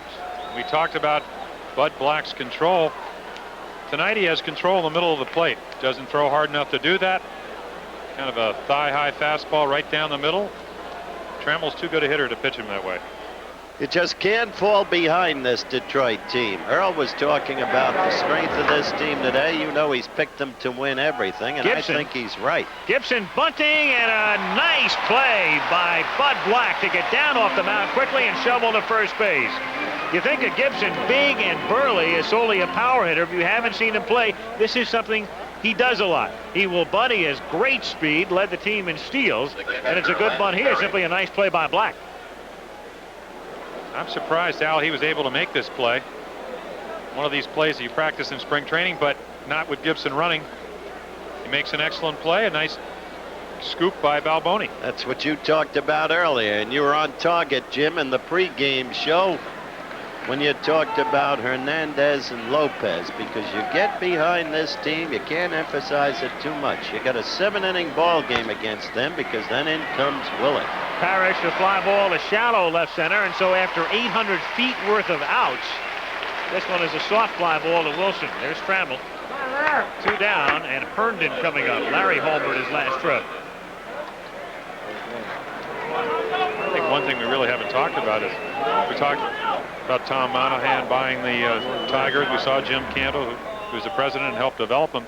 But they had a change in philosophies. They signed Herndon, they signed Lemon, they signed Trammell to a long-term contract. They've kept a lot of their guys, and they went out on the free agent market. Got Darrell Evans, made the great trade with Glenn Wilson and Wackenfuss for Willie Hernandez and Dave Bergman. That's helped shore up their defense in late inning situations. They won 92 games last year, but they did not have the type of players that they have this year. They improved their ball club. Well, they went out and did something like sign Rupert Jones, who went to spring training with Pittsburgh, sent him to Evansville to the minor leagues, and then brought him up in June. He used to be the wildest swinger in the world. The job that Anderson and Sparky has done with him is unbelievable. I said we'd get to it tomorrow when Rupert will be playing. It's a little bit premature about talking tomorrow, but when you put Rupert Jones along with Lemon and Gibson, moved out of your picture, by the way. You put him in left field. He used to be one of the outstanding center fielders. You have quite a defensive outfield, maybe the best in the American League. They can throw, they can run them down. And if you're pitching, that's the kind of outfield you like to have. 1 ball, 2 strikes, 2 out, and the base is empty. We're in the 5th inning. You didn't hear what he just said. Remember the way he used to complain about the Baltimore outfield? Please, Howard, don't. I never complained about Paul Blair, I'll tell you that.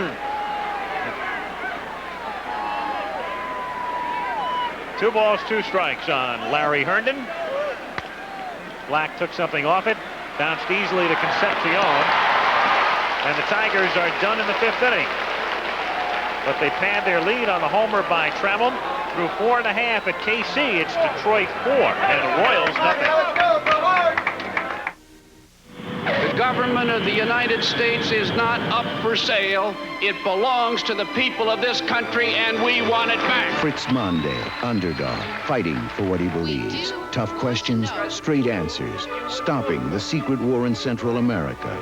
A mutual verifiable nuclear freeze to stop the arms race. This is the debate. This is the fight. It must be fought. It will be won. In Game 1 of the National League Championship Series, Rick Sutcliffe beat the Padres on the mound and at the plate. A 13-0 defeat has San Diego looking for revenge. Tomorrow, live at 2 Eastern.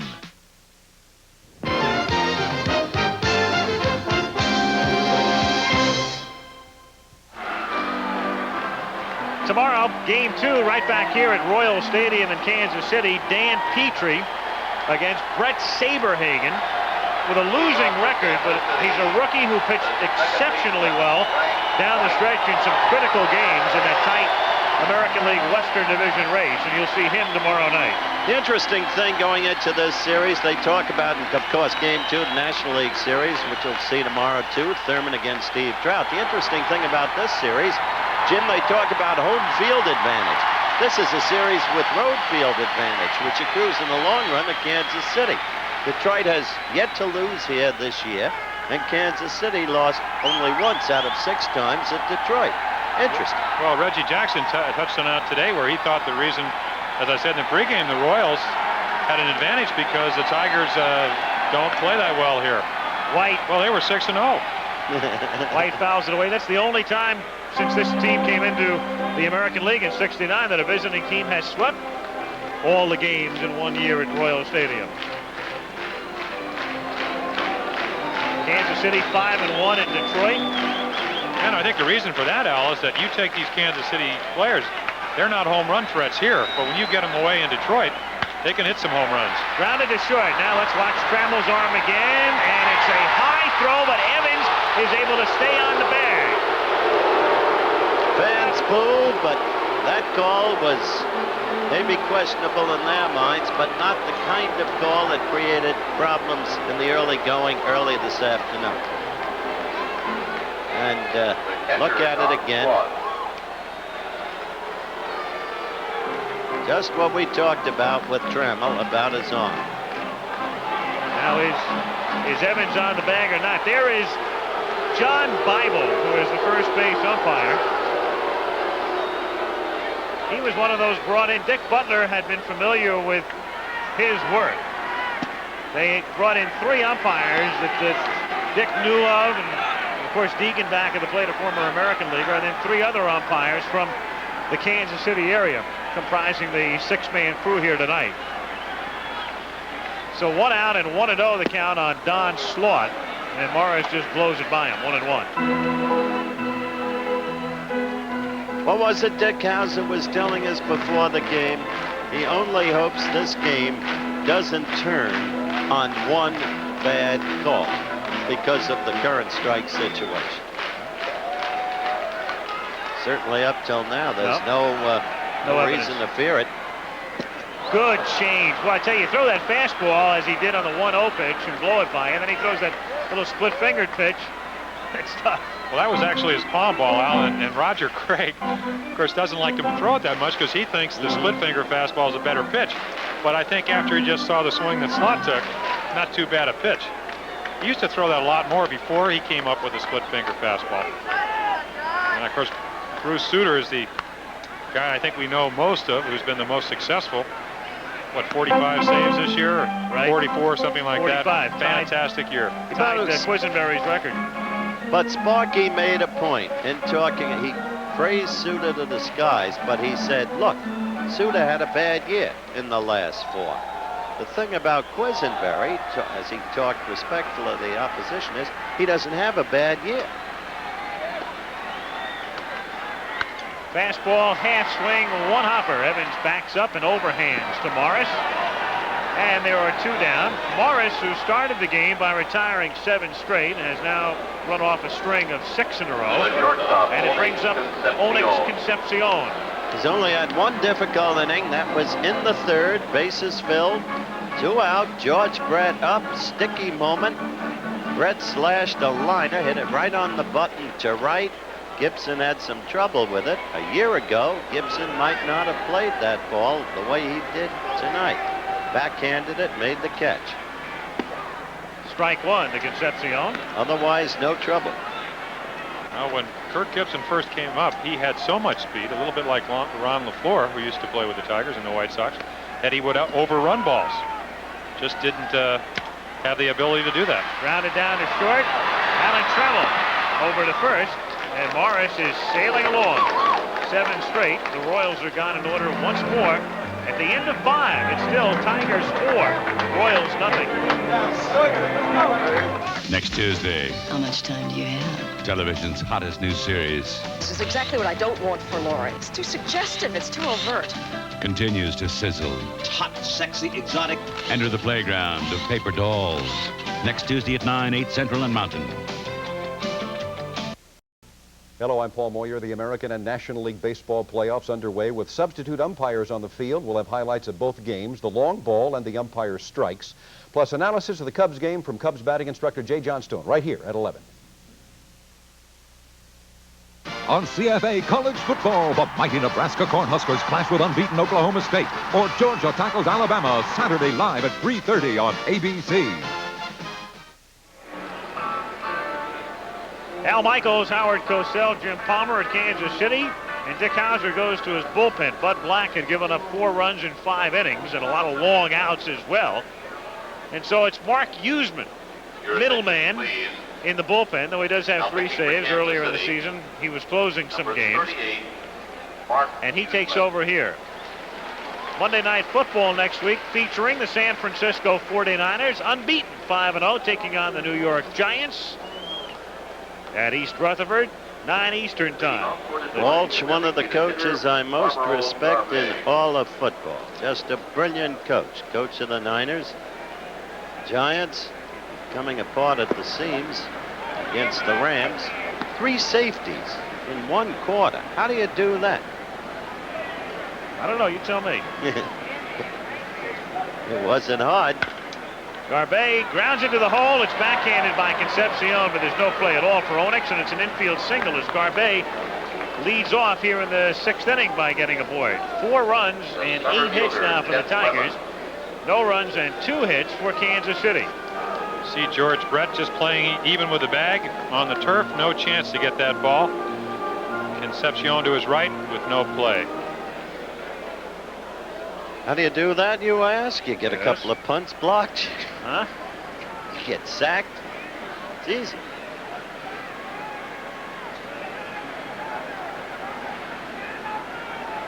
Sound like you're doing the halftime highlights. Lemon takes inside, ball 1. Alfalfa. I want to get my own private screening here.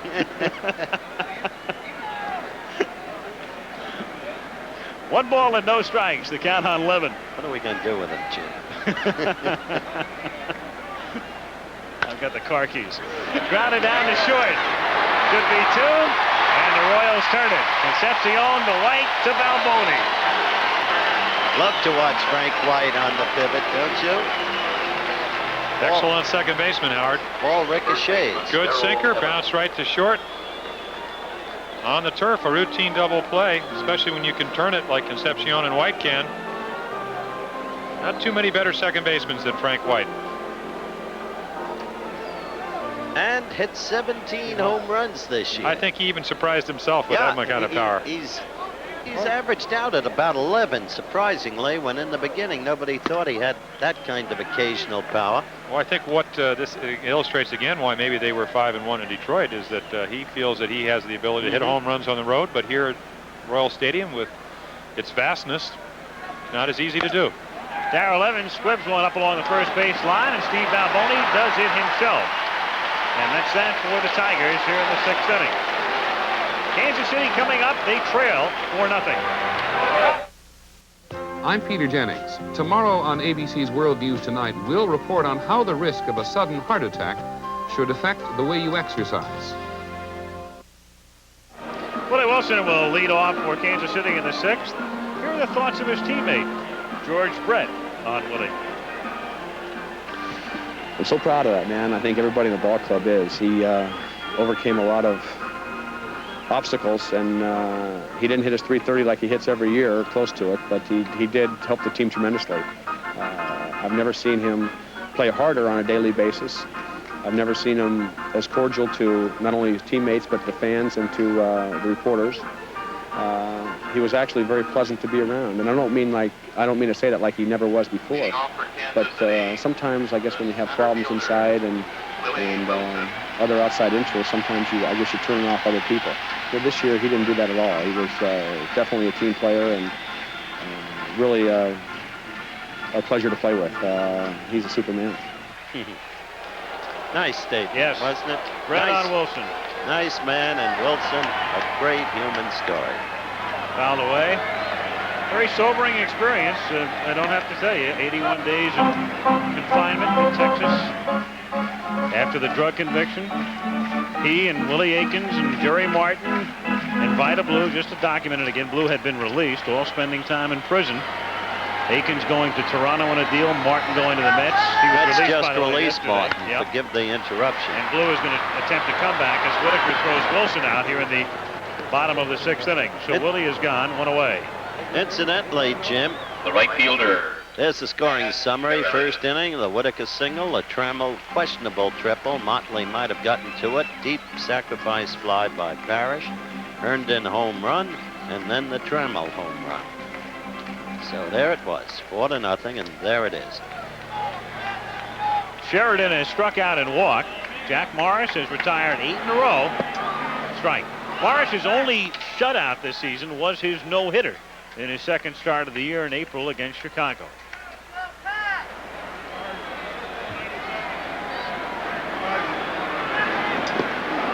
Oh, 2.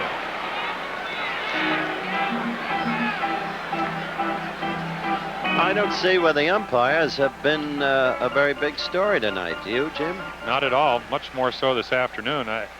Writers said, how can an umpire have a significant part in a 13-0 game? There's well, a if you're point Eric Schau and you throw the first pitch for a strike and the umpire calls it a ball, you're not overpowering, and you throw the next pitch belled high and Dernier hits it for a home run, it's not exactly a confidence booster. It's unbelievable, but being a former pitcher, one pitch can change the complexion of an entire game. I'm not I'll gonna buy make that, out, but I think you're overstating it. Well, I am. I'm not. I don't want to make anybody feel that the reason that the Cubs won today was because of the umpires. When you put 13 runs on the board, you've earned your victory. But it does change the tenor of the game. 1 ball, 2 strikes the count. You may have noticed, Al, Willie Hernandez at the end of the inning went down to the bullpen. And the interesting thing about the 4 playoff teams, even discounting the 13-0 slaughter this afternoon, each team has the great short reliever. Amplify, Jim. Well, they certainly do. We have Gossage. Great acquisition. Lee Smith, who's done a great job for the Cubs. And Quisenberry and Hernandez and Lopez. And here we see that split-fingered fastball, better known as a forkball, dipping just underneath the bat of Pat Sheridan for strike 3. 2 down. Brett, the batter, has struck out and then lined to right. Gibson making the catch with the bases loaded. He lines this one to left field, but there is Herndon to make the catch. And so the Tigers with a 4-run cushion, and Morris has now retired 10 straight. We go to the 7th. Still in game 1, it's 4-0. Detroit leading the Royals. IBM presents You Make the Call. In an attempt to break up a double play, a runner deliberately strays off course and upends the fielder before he can throw to first. Is the batter out too? You make the call. When a runner deliberately leaves the baseline to break up a double play, it's interference and both the runner and batter are out. If you said so, you made the right call.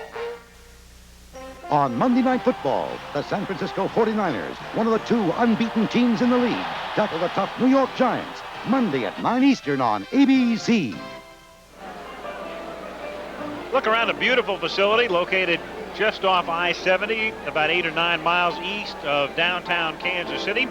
This park opened in 1973 with the fountains in the outfield. It's a spacious playing surface. In terms of seating capacity, though, it's one of the smaller parks. In fact, only Fenway Park in the American League is a smaller park. Kansas City holding about 40,000. But, you know, they like to use the cliche, in every town, not a bad seat in the joint. It really applies here. You are very close to the action, comfortable and clean, and a beautiful baseball facility. College football, Nebraska, Oklahoma State, or Georgia, Alabama. Check your local listings for the game you will see at 3:30 Eastern time this Saturday. Well, once Syracuse upset Nebraska, Ben Schwartzwalder didn't have to go back, and you with him. You know that. Exactly. Ben Schwartzwalder. Castillo. McPherson's going to make him forget Schwartzwalder after what he pulled off this week for the Orangemen. Castillo, Whitaker, and Trammell in the 7th inning. Huseman on in relief of Bud Black. Time called as they remove a banner that had been draped over the railing in left field. You saw this beautiful ballpark a moment ago in the water fountains. Give it to Reggie, Jim. He hit a ball over the fountain. It was just the most monumental blow I've ever seen struck in this ballpark. I don't know if we can get a view of, I mean, we can see out there in right field, the bullpen area. One in 1976, Lee May, who is the organizational batting coach with the Kansas City Royals, who were playing for the Orioles along with Reggie. They hit back-to-back home runs off the back of the left field and the right field bullpens. Two of the long, it was unbelievable, off Larry Gura. Off Larry? There goes Castillo, striking out. Good breaking ball, one away. Well, Usman's doing what he's supposed to do. He's coming in here, and we talked about the 7th inning game, and he's doing his job. Gets ahead of Castillo, and we have the super slow. Good slider, right where you want it, low and away, and you can see the what we call not a equally balanced swing by Castillo for strike 3. Go ahead, Jim. Excuse me, I was just saying that's part of pitching. You establish that fastball and then use that, and there we saw the fastball, throw that breaking ball, change speeds. Tailing away. Well, if the ball moves, you got a chance. And Usman's ball does do that. No balls, 1 strike the count. Whitaker taking inside. Howard, you talked about the Tiger ownership before. New owner there, and I mentioned Av Fogelman, now a co-owner with Ewing Kaufman here in Kansas City. Silently and very consistently, this franchise has done a tremendous job. They've been in the playoffs 5 of the last 9 years. John Schuerholz, the general manager, and Joe Burke, the president. Burke Robinson helping to bring the players along, even in public relations and marketing with Dean Vogelar. These people have been here a long time, and they have been solid and very, very steady, and it's a credit to them. 5 times in 9 years they're in the playoffs. Yeah, but I got to tell you, Hauser is the core. With his leadership, he's proof of what a manager can do. By taking a group of players, holding them together, which was remarkable. I tell you, when they left Yankee Stadium, and this was after the All-Star game, having lost 5 in a row, they went out of there so apparently hangdog, and yet they weren't at all. Of course, geography helped them. Even though they fell to 11 below 500, they were still in the pennant race because of the weakness of the division. Then how do you answer George Steinbrenner when he says, stop this nonsense, revise the rules? Kansas City would have finished 6th in our division. Your repost, if you will, Alfalfa. Well, an earthquake would move Kansas City further east, I suppose. Driven to right field, where Sheridan has it off his glove after he had caught up with the ball. And Whitaker will wind up at second base. He was playing shallow in right field, went back, and got there, but it deflected off the edge of his glove, and so Whitaker winds up at second. They gave him a double, and they shouldn't. A lot of room to work with. Yep. Again, wearing glasses, he sometimes reflection at night, because it looked like he got to the ball, he just wasn't able to catch it. And we saw him make that great play on Parrish's ball in the 1st inning. He has good hands, he has good speed, just doesn't come up with that one. Anyway, basically, Coach, the rules say yes, all you got to do is win your division, and that's what Hauser and the Royals did. I threw that line at George Brett when I spoke to him yesterday. He gave me some answer. What did he say? I don't know. I don't know if our producer, Chuck Howard's going to get that. I'd rather he said it, frankly. By the way, they scored that an error on Sheridan, 2-base error. Not a double for Whitaker.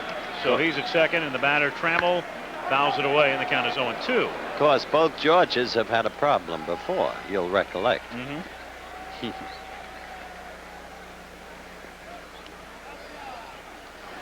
Something to do with pine tar.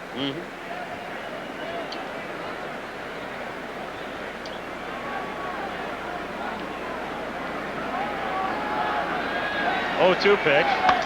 Line drive off White's glove and out into right field, and Whitaker will round third and score to make it 5-0. What a game Trammell has had, and note that time he went to right field. That's a single, a triple, a home run, and a walk for him tonight. Well, you talked about his ability to pull the ball. There he fights one off, makes good contact, hits that line drive, and Frank White gave it a great effort. When you know when you're pitching and Frank White doesn't catch it, the ball wasn't destined to be caught. Which is interesting thing what you said about Trammell. Gage Brown did work with him, but the most important thing when you're a hitter is your opposite shoulder. And when he closed his stance, he still has the ability to keep that left shoulder in. He's quick enough, he's smarter, he's a much more mature player than when he first came up. He can pull the ball, and he can also go the other way, as we just saw. Now Gibson at the plate with the Tigers on top 5-0. He's a complete ball player. Well, as we said early in the ball game, you talk about him being the most valuable player candidate until he really hurt his shoulder and didn't play. They had to bring up Doug Baker. Chopper toward the middle, and that's out into center field for a base hit. Gibson has his second hit. That's 10 hits now for the Tigers, who are starting the playoffs as they did the regular season in like fashion, quickly out of the gate. Just another turf hit. I suspect the gate has been closed for Kansas City in this game. For tonight, I wouldn't bet against you, pal. Not with Hernandez. Not the way Morris is going. Morris doesn't need any help tonight the way he's going. Morris in 6 innings has thrown 71 pitches, only 17 of them balls. As going back to what Jim Cormers, we look at a called strike, said earlier, he is pitching this way, living up to that enormous level of expectation expected of him. Well, he's doing what Ray Miller, pitching coach for the Orioles, said. Throw strikes, change speeds. Of course, Ray doesn't have anybody over there, but with the exception maybe of Storm Davis that can throw 95 miles per hour. Put those three things together, you're going to be very effective, and he has been. Count on Parrish is 1 ball and 1 strike with Trammell at second. There's Gibson. Reggie said today in the afternoon game, I don't want to see a pitcher throw a curve when he's 2-0 on a hitter. Tell that to Boddicker, huh? Well, he said that when Rick Sutcliffe did it. I guess 3-1 slider to walk somebody with a big lead. But I think in retrospect, if you go back and you look at the career that Rick Sutcliffe has, a guy like Mike Boddicker, a lot of pitchers pitch better when they throw that breaking ball when they're behind. Rick Sutcliffe wouldn't have been 16-1 going into today's game if he couldn't get that breaking ball over when he was behind in the count.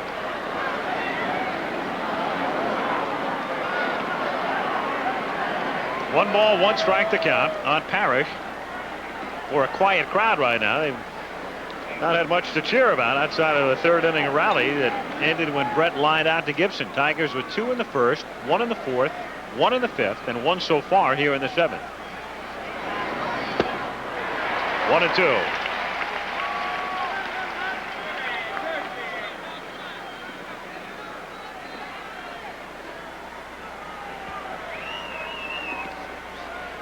Swing and a miss on a good breaking ball, similar to the slider that Castillo struck out on. Mark Huseman, 26-year-old. This is his first full year with Kansas City, missing outside. Huseman, one of those rare types that somehow escapes the gaze of Major League scouts, or at least doesn't impress him. They don't draft him, winds up signing as a free agent, and 4 years later he's in the big leagues. I think what he has, Al, is the ability to be a middle reliever because he doesn't have outstanding stuff. He doesn't have 3 or 4 pitches that's going to allow him to go through the batting order 2 or 3 times. But he's the type of guy that can come in for an inning or 2. And he strikes Parrish out here. Big out in the 7th inning. 2 down, and Larry Herndon will be coming up. Possibly, or they will go to the bench. Here's Herndon's 4th inning home run, and as you look at the replay, you're not going to see him get a chance to duplicate it because Anderson's going to go to the bench for Rupert Jones. But there was Herndon's shot to lead off the 4th inning. That's one of the interesting things about Sparky as a manager. It doesn't matter what lead he has, he plays his game, he uses the roster. I believe he has a deeper affection for Herndon, based upon my years with Sparky and knowing him, than he has for any other player. It's something within him. And here he takes Herndon out, who's hit a home run. puts up Rupert Jones. He uses the entire roster, no matter how much ahead he is. Well, he also knows, too, with that lead, he's going to have Jones go into the outfield as well, and that's going to help him important. defensively. You know he's going to put him in for defensive. That's the other point Jim made earlier that was so right. You put Jones in there, who's got a better defensive outfield?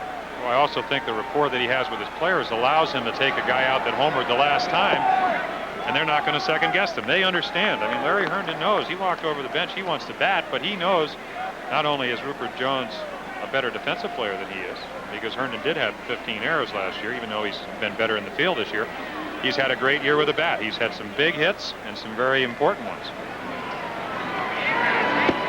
Jones, by the way, started his career here in Kansas City, and then he was drafted by the Mariners when they came into the league in the expansion draft, and went to them and then over to the Yankees and to San Diego, and then was released.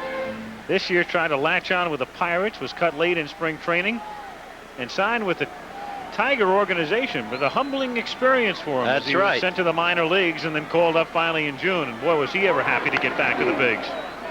The steaks don't taste as good down there, do they? What steaks? We're talking peanut butter and jelly and grilled cheese.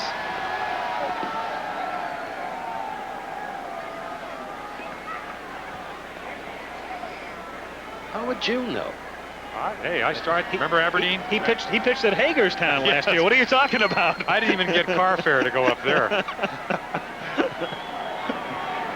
8,900 people we dropped. How true the chicken. Remember that, Al. It's going to lead off your bio, isn't it? I felt so good about that. I mean, I looked up and saw 8,900 people in the stands. I threw 4 home runs that night. I wanted to give them their money's worth. 2 balls and 2 strikes on Jones. 2 out and 2 on. 7th inning. Tigers on top 5-0.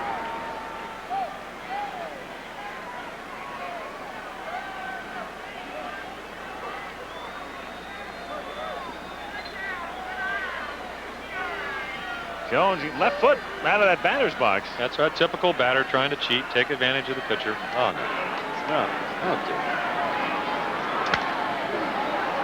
In the air and playable for Motley as he coasts over toward the line. And that's the end of the top of the 7th. At the end of 6.5 at KC, Detroit leading by a score of 5-0. Being fast makes Nolan Ryan a winner. Announcing the Gillette Watch and Win World Series sweepstakes, where being fast could make you a winner of one of 10 convertibles or one of 10,000 watches.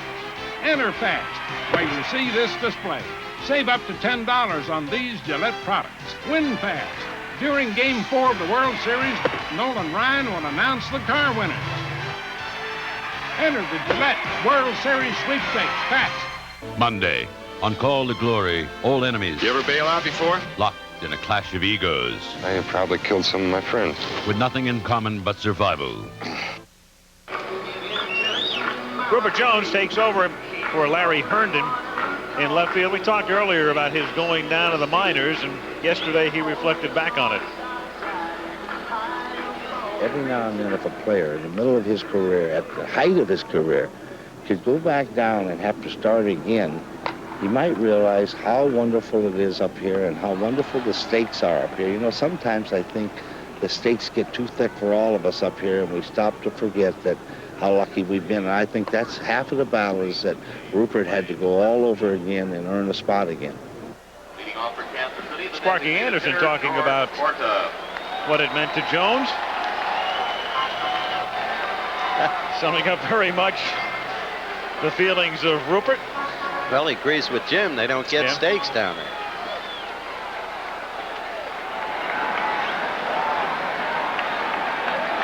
Bottom of the 7th inning as Orta takes outside. Ball 1. 1-0 the count. Orta, Motley, and Balboni. Tigers on top 5-0.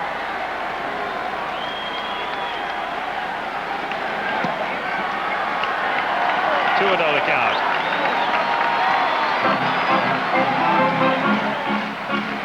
Crowd trying to get the Royals stirred up. The only stirring they've done tonight in the 3rd inning, loading the bases. 2-1. In fact, the third inning is the only inning in which the Royals have even had a man on base. Well, Morris has been that overpowering. He's just on. 3-1. What really has to be distressing if you're the Kansas City Royals, you're down 5-0, and you know that even if you get a rally started, well, you're going to see Lopez and Hernandez getting up with a bullpen.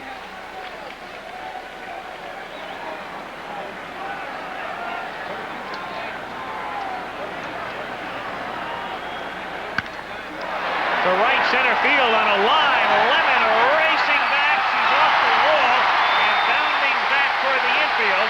Lemon can't play it. It's picked up by Gibson, and Orta will be held at third.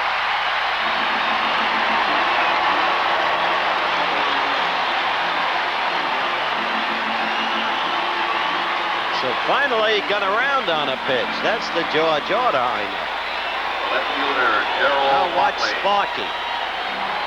One more hit.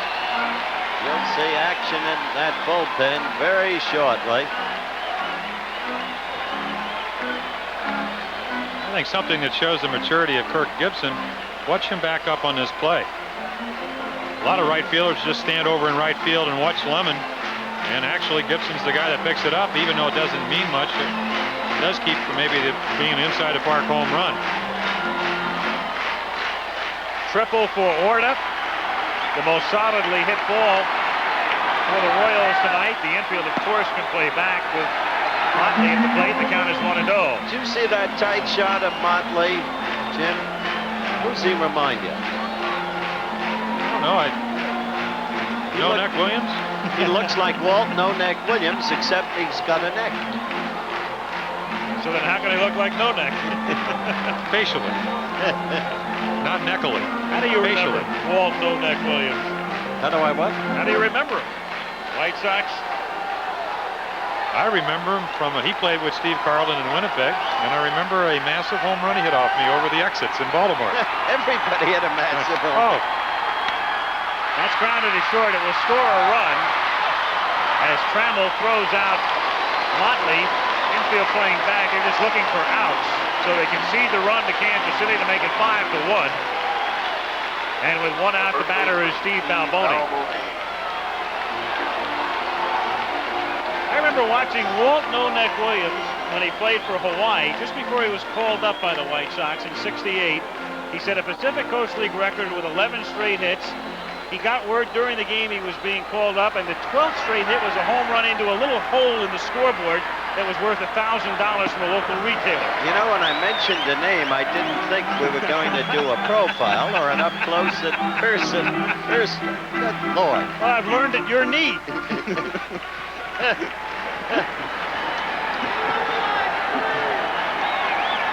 pitch is lifted in the air to left field, and in comes Jones to make the catch. So a long team Jones to take care of Balboni. 2 down. The second baseman, Frank White. Frank White has grounded out twice. Tigers, #1.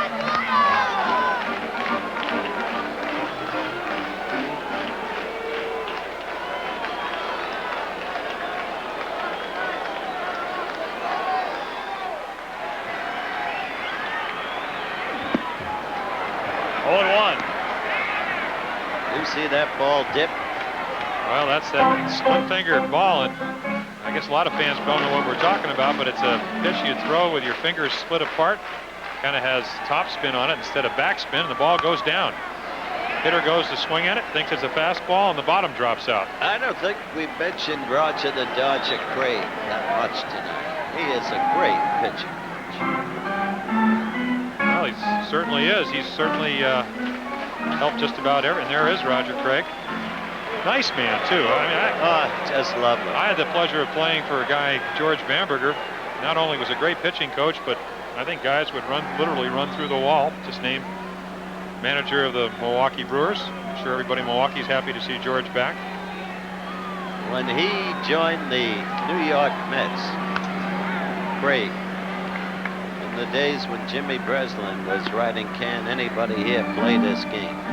Roger He would keep the Mets, futile as they were in ball games, with his. He had the best pickoff move I've ever seen by a right-handed pitcher. You know that, Jim? Better than yours. I didn't have a very good one, Howard. I just tried not to let him get on. Here's the 0-2 pitch. Lined into center field for a base hit. Juggled momentarily by Lemon, but you're not going to take any risks on the base pass. So White is at first base with 2 down. And Don Slaught. 1 for 2 is the batter.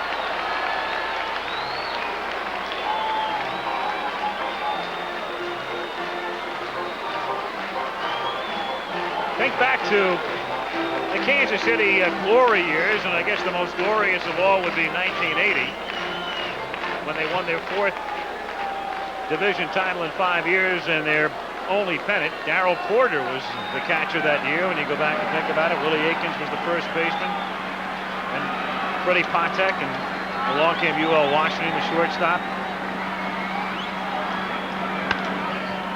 Fly ball down the right field line, curling into foul ground, and Gibson runs out of room. So there's been quite a revampment for Kansas City as we look in super slow-mo at the pitch delivered by Morris, upon which White singles to center.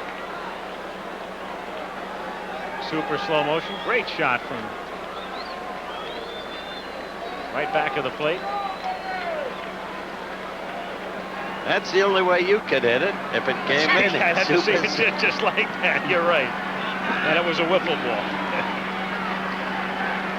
What did Earl say today? He said if he could have slowed the ball down that much when he hit, he might have been able to hit 260 with some home runs. You think so? No, but he said it. I'm just telling you what he said. Guess who's in the bullpen as you look at Sandy Slaught. Don Slaught's lady. He's done, and in the Tiger bullpen, the ominous figure, ominous for Kansas City, Willie Hernandez gets up. But you knew that. One more hit, that's it. Sparky puts it. I think the intense look on Sandy Slought's face kind of epitomizes the playoffs. If you don't win, you don't get to the World Series. Probably more pressure on the wives. They're already planning to spend that loser share or the winner share of the World Series. A lot more money if you get there. What an elevator ride, too, emotionally in the playoffs. You go in with such high expectations and you feel good, and then all it takes is that one loss and you get that sour feeling in your stomach as it's grounded into right field for a base hit. So the Royals have cut it to 4, and the runners at first and second with 2 down, and Onyx Concepcion coming up. Now let's see what happens. I said you got a 7-inning game here, right at the start. This is a curious circumstance here, because you've got, very rarely would you see this, the 9th place hitter comes up, you're down by 4, you've got 2 men on. Most 9th place hitters in the league would come out for a pinch hitter, but you're dealing with the guy who has the best average in the league since the All-Star break. 370. So there's Willie, ready to come in.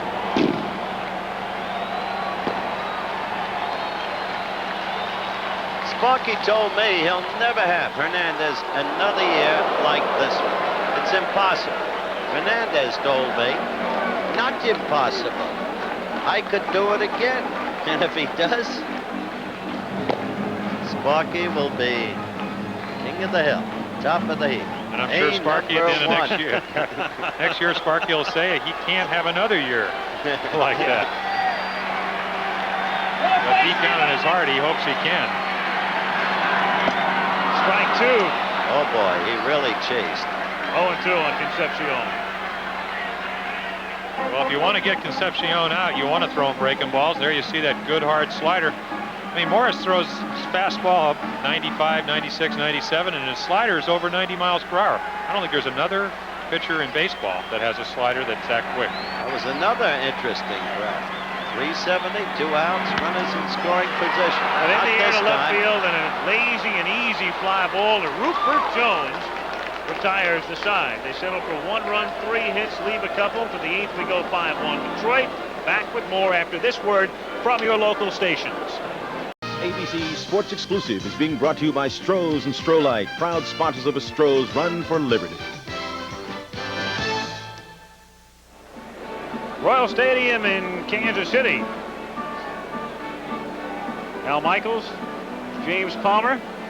Probably don't recognize this fella. I haven't seen him in about 5 or 6 weeks. Your name again, sir? Three blind mice. It's fun. Fun to be with Jimmy. Remember all the bad pitches. Scoring summary. First inning, Tigers get 2. And then Herndon hits a home run in the 4th inning.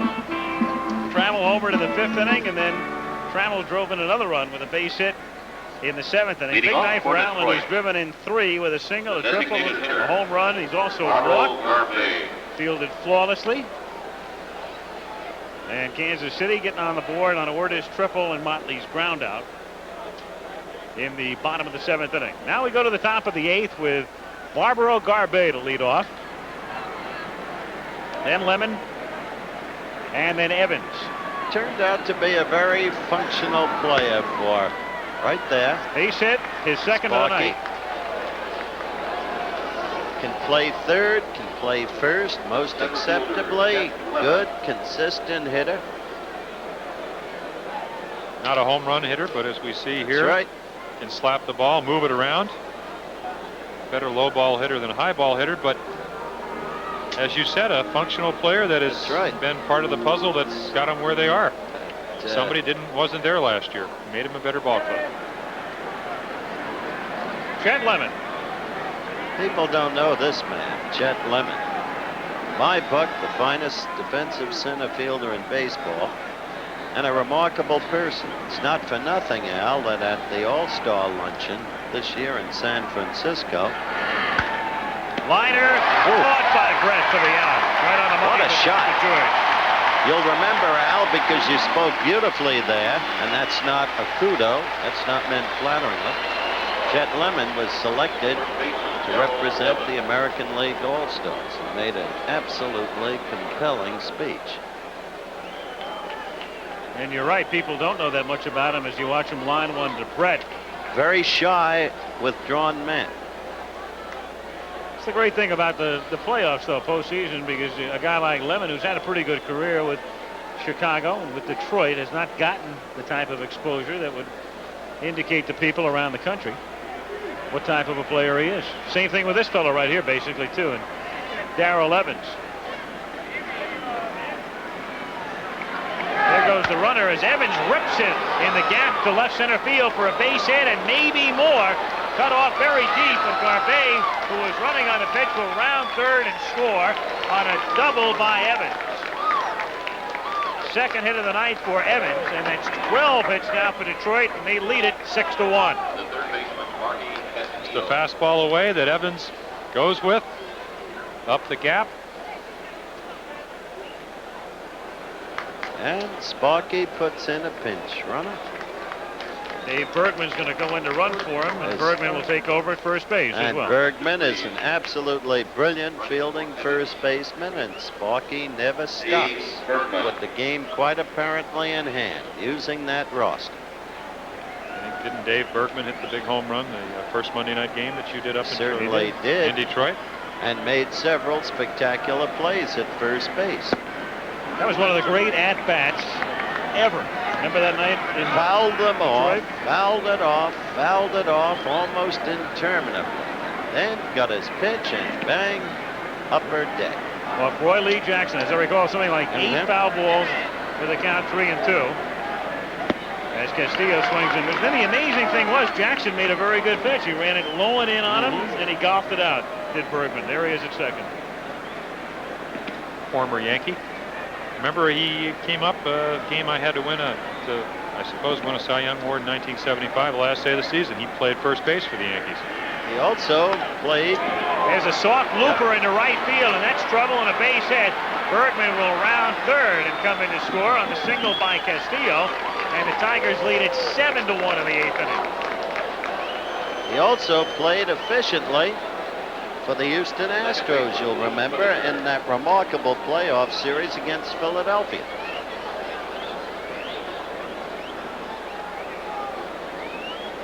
That's what we call a somewhat defensive swing. He's fooled.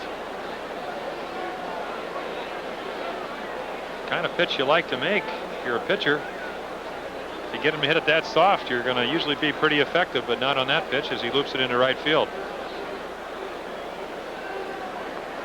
Now Whitaker at the plate.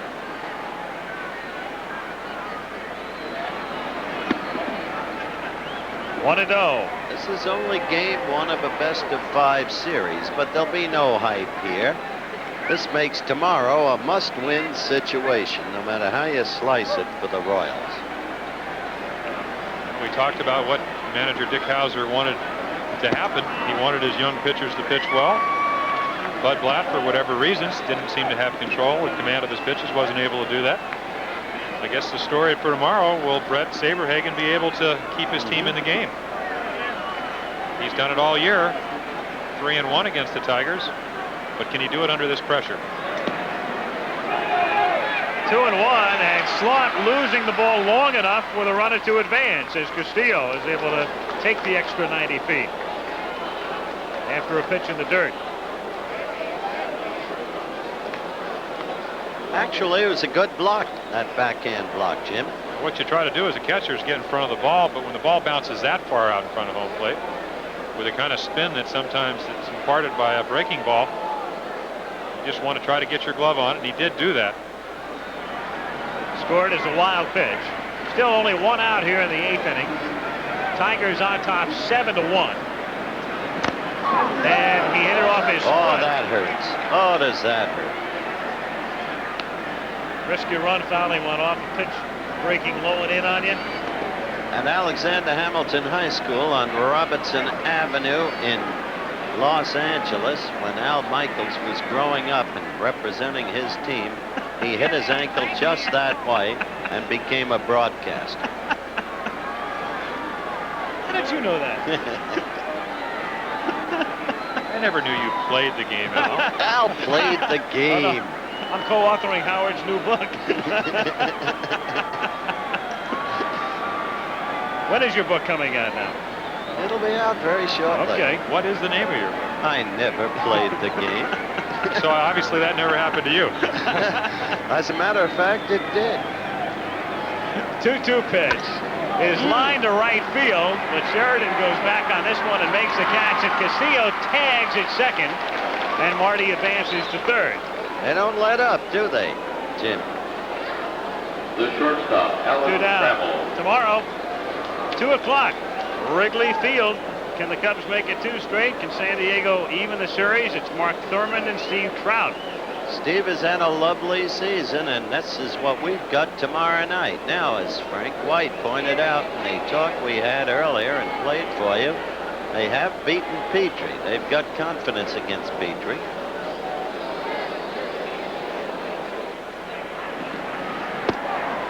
Strike one to Trammell. Well, if Trammell can get a double here, he hits for the cycle. Nobody has ever hit for the cycle in a league championship series game. But I was talking about Frank White. Cycle, of course, a single, double, triple, and home run. You got to have played the game to know it, right?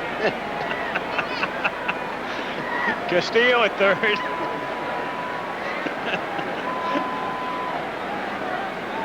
And the 1-1 pitch. 2-1. What'd you say, Jim? I was just thinking, I hope maybe they get a National League umpire to volunteer to go over to Chicago tomorrow. I've been kind of impressed with the job that Bill Deegan's done. Deegan's probably won a spot back there tomorrow. Here's your first appeal on a strike call, and they don't get it. 3-1. And he did the right thing. Mr. Bible was absolutely right. Look at this. He held it up. You're wondering what the umpires are getting paid. They're getting paid exactly what the other umpires would have been paid. They're getting $10,000 for the series if it goes 5, $2,000 a game. As Trammell takes ball 4, here's the difference would be the other umpires would have gotten 10 grand 3, 4, or 5 games, and these fellas are, according to Dick Butler, getting $2,000 in an outing. As Hauser goes to the mound, Gibson is coming up. And Dick's going to go to the bullpen. So Hauser still looking for his first ever postseason win in his 7th game finds his team in arrears. Detroit leading by a score of 7-1. Relief pitchers are baseball's late-inning heroes. Major League Baseball salutes Kansas City's Dan Quisenberry and St. Louis's Bruce Sutter as winners of the 1984 Rolaids Relief Man Awards. Dan Quisenberry of the Kansas City Royals won his 4th Relief Man Award in the American League, and also notching a 4th-time award as he set a new National League record for saves was the St. Louis Cardinals' Bruce Sutter. The preceding message was furnished by Major League Baseball. Presenting the 1984 American League Rolaids Relief Man Award is Fred Finlayson, Vice President Sales, American Chickle Group, Warner Lambert, makers of Rolaids. Rolaids never forgets what relief means to the team and to us at Rolaids. So we're very proud to recognize the American League's top relief man with this award. Again, this year, Rolaids spells relief. Dan Quisenberry. Thank you, Fred. Thank you, Rolaids, for this fine award. And I'd like to thank my defenseman for keeping the puck away from the net, or else I'd need one of these. Hi, I'm Leon Wood of the United States Olympic basketball team. The ancient Greeks started the Olympics, and they started democracy too. Help keep democracy strong. Register and vote.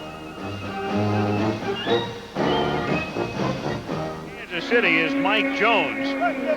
It's a story in itself that Mike Jones is even able to pitch. He was a fellow who looked as if he was going to have a tremendously promising future with the Royals after pitching very well in 1981, and then he got into a horrific car accident in the offseason that year. Right fielder, Kurt. They didn't know about his life at one particular point, and certainly they severely questioned whether he'd be able to play baseball again. Sat out all of 82, went through rehabilitation, worked his way back in the minors in 83, and here he is pitching in the big leagues again. Mike Jones.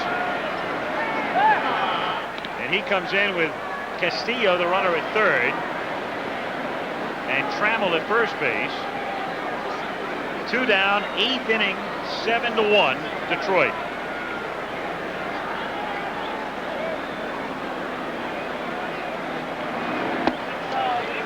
What a no. Jim, we were here in 81, the divisional playoffs. He lost the game, but he pitched exceptionally well against Oakland that day. And it looked like he would be maybe the ace of the staff in the near future for Kansas City. Out of play. Yeah, not overpowering, but mixed his pitches up. He's left-handed. I tell you what, a lot of teams covet left-handers. It's really nice to see a guy like Mike come back and be able to pitch. He's not having an excellent year, but I think, again, another off-season. Go to spring training with renewed confidence. I don't know if he'll start on this team next year, but he can certainly be a middle reliever. Somebody that comes in games 4th, 5th, 6th inning. Shatters his bat, does Gibson, and it's a fly ball to medium deep right field. He almost broke that bat in half, but to show you Gibson's power, it's a fly ball that deep to right. In the inning, 2 more for Detroit. Another look here.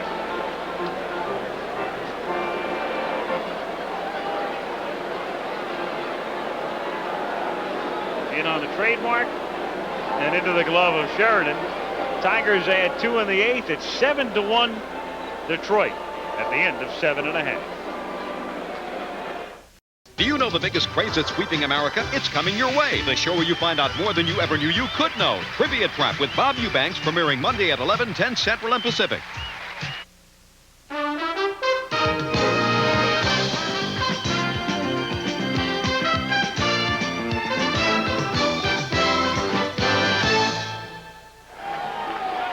Sparky makes some changes for the Tigers. It's Tommy Brookins who replaces Whitaker at second base.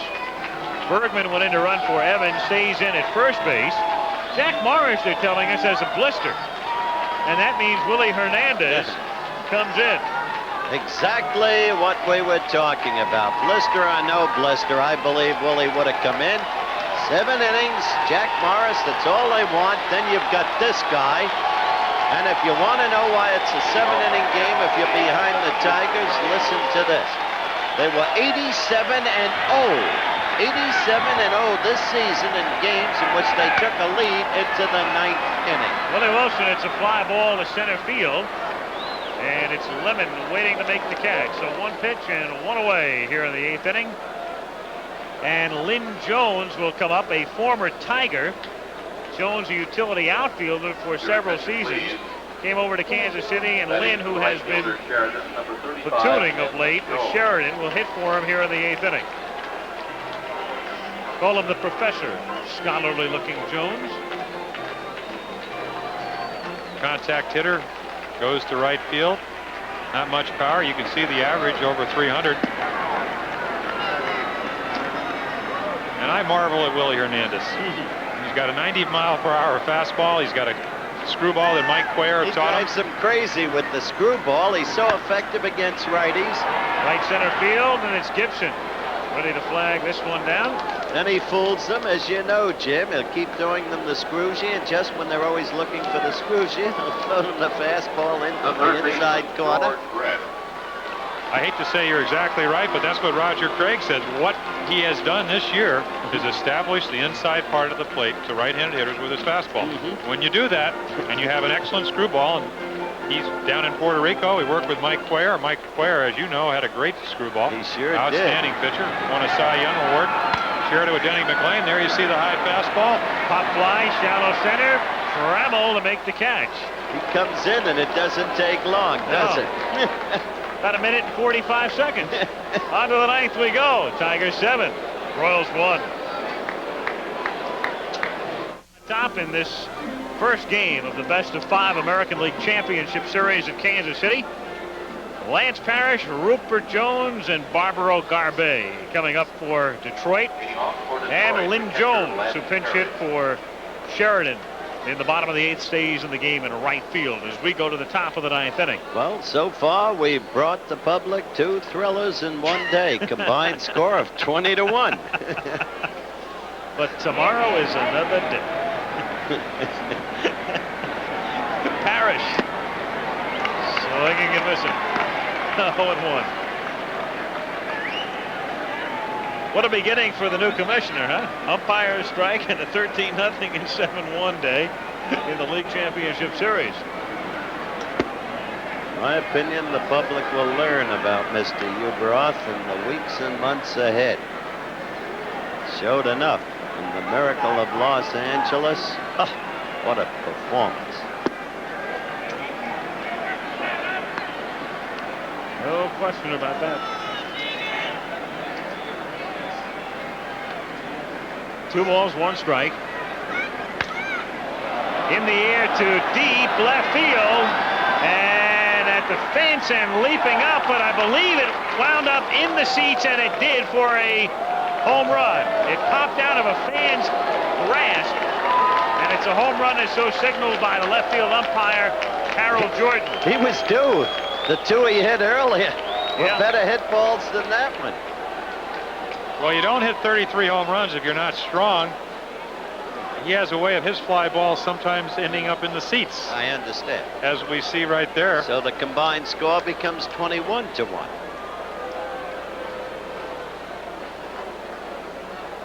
Motley leaping. But it's 8-1 as the Tigers putting on a Cubs-like show. 3 homers tonight. And of course, as you mentioned, in some ballparks, Parrish could have had 3 tonight. In most ballparks, he would have had 3. And this is the pitcher's park. Certainly in his home ballpark. Here comes Rusty Kuntz to bat for Jones. Now, Herndon started, then we saw Jones. Now they go back to the left-hander, and it pretty much illustrates how deep Sparky's bench is. And how he uses that roster. And Rusty is really a far better defensive outfielder than a hitter, even though, remember earlier this season, he was, we go into Detroit, he's up around 490. Yeah, and Sparky never lets up. Now, does this have any psychological impact for the next day? Running a team this way, Jim. Fly ball to right field, and Jones. I'm not really sure. I would think that the Tigers are very happy about not only what's happening on the scoreboard, but the fact they're getting to play. I mean, what he's done is allowed his guys to get some playoff experience, and let's face it, the Royals have more. That's right. The Royals only came 3 into guys. the playoffs with more playoff experience than any other team. Brett, White, Wilson. Well, it's interesting. In Chicago today, Weaver was talking about, do you take Sutcliffe out of a 13-0 game or a game that's 11-0? And he said, well, if you do, you leave yourself open to second guessers. Well, what if you're one of the bullpenners of the Chicago Cubs and you get the feeling your manager's not going to take your pitcher out and rest him because he's afraid you're going to blow an 11-0 lead? What Sparky's done tonight is he's not afraid to put Kuntz out and left or Jones out and left. Hit down the left field line and just foul. 1-2 the count. I don't want to run this thing into the ground, Jim, but we covered the umpire strike at the very beginning of the telecast tonight, and it was necessary to do it because it exists, because it's a major story in sports journalism, and because of a certain number of quite apparent errors earlier today as the ground to the third is whipped over the first for the out. But on balance, now with this game approaching its end, I think these guys deserve some credit. I think they've done a good job. Excellent job. Bill Deegan was a good umpire when he retired. I don't believe he retired for the reason that he couldn't umpire anymore. I think he did it for personal reasons, and he showed out of the game for, what, 4 or 5 years, coming back and doing an excellent job. People forget, they think about the umpire strike in '79, which lasted well into the season. The umpires also struck back in 1970. There are those umpires again tonight, as long as we're talking about them. When they struck in '70, Deegan was one of the guys that filled in game 1 of the championship series. Fly ball to left field, and it's caught by Motley, and then Deegan subsequently got the job as you look at the rest of what's turned out to be a very good umpiring crew tonight. In the inning, the homer by Parrish adds another for Detroit. The Tigers lead it 8-1. Next Tuesday, Jane Fonda fouls up her workout, and Martin Mull blunders on stage. I knew in 20 years in the business I'd screw up once. Foul of bleeps and blunders. From Kansas City, this ABC Sports exclusive is being brought to you by Stroh's and Stroh Light, proud sponsors of the Stroh's Run for Liberty. By Chevrolet, drive today's Chevy, live today's Chevy. By IBM and the growing family of IBM personal computers. And by RCA, creators of video technology that excites the senses. Rusty Kuntz stays in the game, playing left field, and also a new shortstop, Doug Baker, who was called up in July and helped spell Trammell when Allen was inactive, takes over at shortstop. George Orta, twice flying to left and then triple to center, facing Hernandez. 0-1 the count. Crowd of 41,973. That's a full house in Kansas City. 1-1. I think something we're going to have to watch is Alan Trammell talked about his rotator cuff injury to his shoulder. He's out of the ball game right now with Doug Baker in there. But the thing that bothered him the most was cold weather. Looks like it's going to be pretty nice weather here in Kansas City, but who knows what will happen in Detroit over the weekend. Why would you be negative about that? Well, because it concerned me. He did not throw the ball that well tonight. Certainly did wonders with a bat. Yep. But as I said, good pitch to Orta to get him. How about this Hernandez? He makes it look so easy. Coming up tonight on Nightline with Ted Kopp, will go behind the scenes of the biggest mafia crackdown in history. A massive roundup underway in both the United States and Italy. Tonight on Nightline, immediately following your late local news. You talked about Hernandez making it look easy. Let me put you on the mound with a 90-mile-per-hour fastball, a great curveball, a great slider, and an excellent screwball. I lost it all at Homosassa Springs when Dazzy Vance slit his sleeve in 1927. That's why he makes it look easy. Were you a southpaw? Or are you a southpaw? If I were, I would have stayed in the game. You would have played the game then, huh? Willie Hernandez, and there is Carmen Hernandez, Willie's wife. Willie Hernandez, many years with the Cubs, and he began to blossom with Philadelphia last year. Remember, he was with the Phillies, pitched in the World Series. Did not get into the playoffs, however, because their big man was Al Holland. And then to Detroit this spring. He's not too shabby either. Holland, yeah. Remember him with the Gins? Yeah. Holland did not have a particularly good year, though, this year. Really sorry Bob Lurie has put the club up for sale. That's easy for me to say. He took a lot of losses. Look at that. Right. It is too much. Excuse me. Striking out. But Lurie, one of the loveliest men. Steve Balboni. Ownership. Screwball right there. Well, if they'd ever figure out a way how to build a stadium there, then it might be a different story. But the city that knows how doesn't know how to build a facility is what it amounts to. Why don't you buy the club? I've been debating it. Well, we know Weaver's available. You've got to stop. What? I love Earl Weaver. So do I. But I mean, have you picked up well, you don't read papers, but Al, have you picked up a paper? Howard doesn't read a paper. He calls me this morning. Have you seen the Billings Gazette? Dave McNally was highway commissioner. It was Shelby in 1923 when Dempsey and Kearns ran out with the 100,000 silver dollars. Come on. 2-0 pitches, a strike. Anyway, getting back to Earl Weaver, have you read a paper where he hasn't been politicking for a managerial job? I mean, you got to keep all the doors open, but all 26 clubs? Yummy. I know. 2-2 on Balboni, so Hernandez trying to wrap this one up with a flourish by striking the side out. He's retired 5 straight. The Tigers are a strike away from going up 1-0 in the playoffs. He's got the perfect guy up there, 139 on the year. And one tonight. Squibbed down to first, and it will be Bergman who will end it unassisted. And Morris and Hernandez combine on a beauty. Trammell with a single, a triple, and a home run. Solo homers by Parrish and Herndon. 14 hits in all for the Tigers, and they rout Kansas City as Detroit beats the Royals 8-1 in Game 1.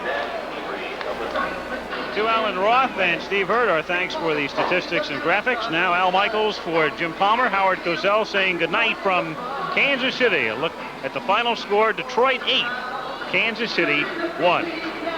Be sure to be with ABC Sports tomorrow for Game 2 of the National League Championship Series between the Cubs and the San Diego Padres at 2 Eastern, and Game 2 of the American League Championship Series between the Detroit Tigers and Kansas City Royals at 8 Eastern time. Stay tuned for ABC News Nightline. Coming up tonight on Nightline with Ted Koppel, go behind the scenes of the biggest mafia crackdown in history. A massive roundup in both the United States and Italy tonight on Nightline immediately following your... From Jack Murphy Stadium in San Diego, California, NBC Sports presents the 1984 World Series between the Detroit Tigers and the San Diego Padres. This was Sunday. Bedlam in this city by the border. San Diego's miracle comeback against the Chicago Cubs that put the Padres into the series against the Detroit Tigers. Hi, I'm Vin Scully. It wasn't always that way.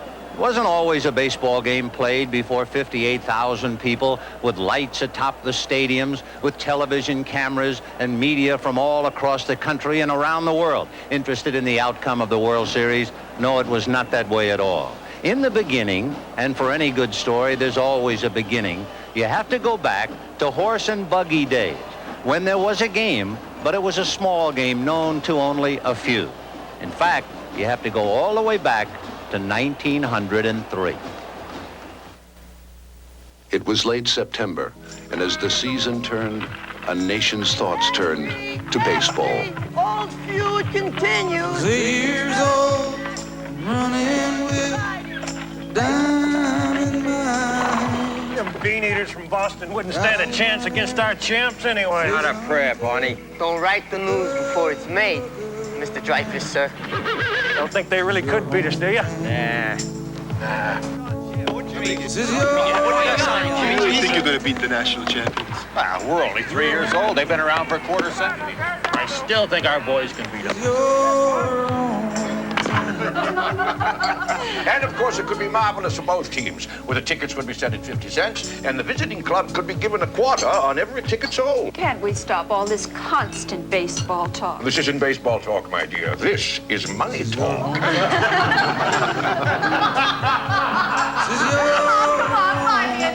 Hey, dig it. You guys had murdered them Boston bums, right?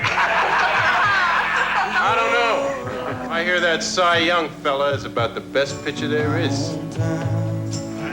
Stop. Hold on. Here you might be starting. Yep. Most important thing is to beat those guys. We'll get them, Cy. What are you going to call these games anyway?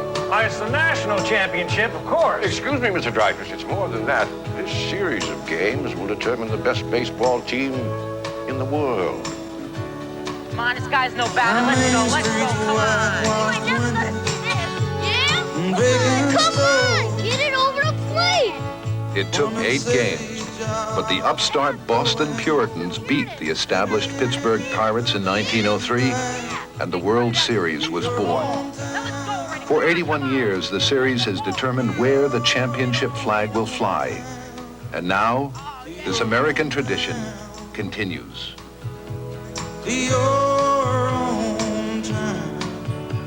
Barney Dreyfus, the owner of the Pittsburgh Pirates, Cy Young, a name who has tumbled down the corridors of time all the way to the present, to names like Alan Trammell and Jack Morris, and names like Mark Thurman and Goose Gossage. Right now, here's Bob Costas. All right, Vin, in the twilight of Jack Murphy Stadium, the Padres will go with left-hander Mark Thurman, 14-8 for the year, the loser of Game 2 in the playoffs against the Cubs. The Tigers counter with right-hander Jack Morris, 19-11 for the season, the Game 1 winner in the playoffs at Kansas City. The Padres, all told, will use 4 starters. The Tigers will stick with a 3-man rotation, Morris, Petrie, and Wilcox. Now, Detroit won 104 games this year, but even more impressively, in games started by their big 3, they were 74-31. And the series will abound with contrast. The Padres have never been in a World Series, and they had to fight back in the playoffs. The Tigers, of course, are rich in World Series tradition, having first appeared in the Fall Classic in 1907. They ran away with their division and swept Kansas City in the playoffs. Second baseman Lou Whitaker leads it off against the Padres' Mark Thurman. Vin Scully and Joe Garagiola call it. High drive into left center field. Bobby Brown going back. It's over his head. He's on the track, and it's going to bounce against the wall. Whitaker into second base, standing with a long double. Boy, they go after you right away. Over his head, 2-base hit, and these Tigers are, well, they're doing what they did to get here. Sparky was saying Whitaker and Trammell are exceptional hitters. Well, Whitaker's doubled, and now he has Trammell. Lined into left field. That's a base hit. Whitaker is to third, and Graham is sending him in to throw to the plate. He's in, and it is 1-0 Detroit. Holding at first is Trammell, and the Tigers have done it again. They scored in the first inning. We look at the replay. Line drive, left field. Graham doesn't hesitate. Whitaker, better than average speed. Martinez's throw cut off. No chance in the world. Kirk Gibson was due up next, and it looked like a big first inning was in the offing, but then Thurman helped himself out. And there goes the runner. The throw to Garvey. Garvey down to Templeton to get him. So the Tigers settle for 1 run in the first, and Sparky Anderson pins his hopes on his top right-hander, Jack Morris. The Tigers are a heavy favorite in the series, but after their victory over the Cubs, anything seems possible for the Padres. And sure enough, when Steve Garvey came to bat in the bottom of the first, the magic was still working. 1-0 the count to Garvey. 2 down in the first inning. Tigers 1, Padres nothing. Fastball line to right. That's a base hit. Next up, the veteran third baseman Greg Nettles. And like Garvey, he's no stranger to World Series competition. Lined into left center. That's a base hit. Herndon to pick it up. Garvey held at second. That'll bring up Terry Kennedy. Kennedy batted .240 with 14 home runs during the regular season. Line drive down the right field line and going into the bullpen. Garvey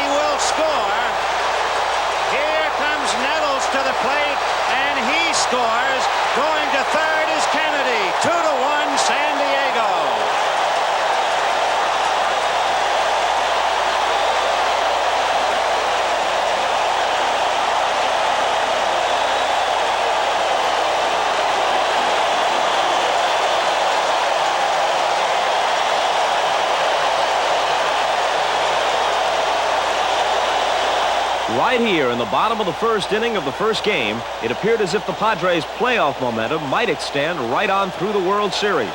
San Diego didn't score again in the first inning, but they continued to play sparkling baseball. We move ahead to the top half of the second. Darrell Evans, the batter for Detroit. Hit to the right of Wiggins, smothers it, gets up and got him.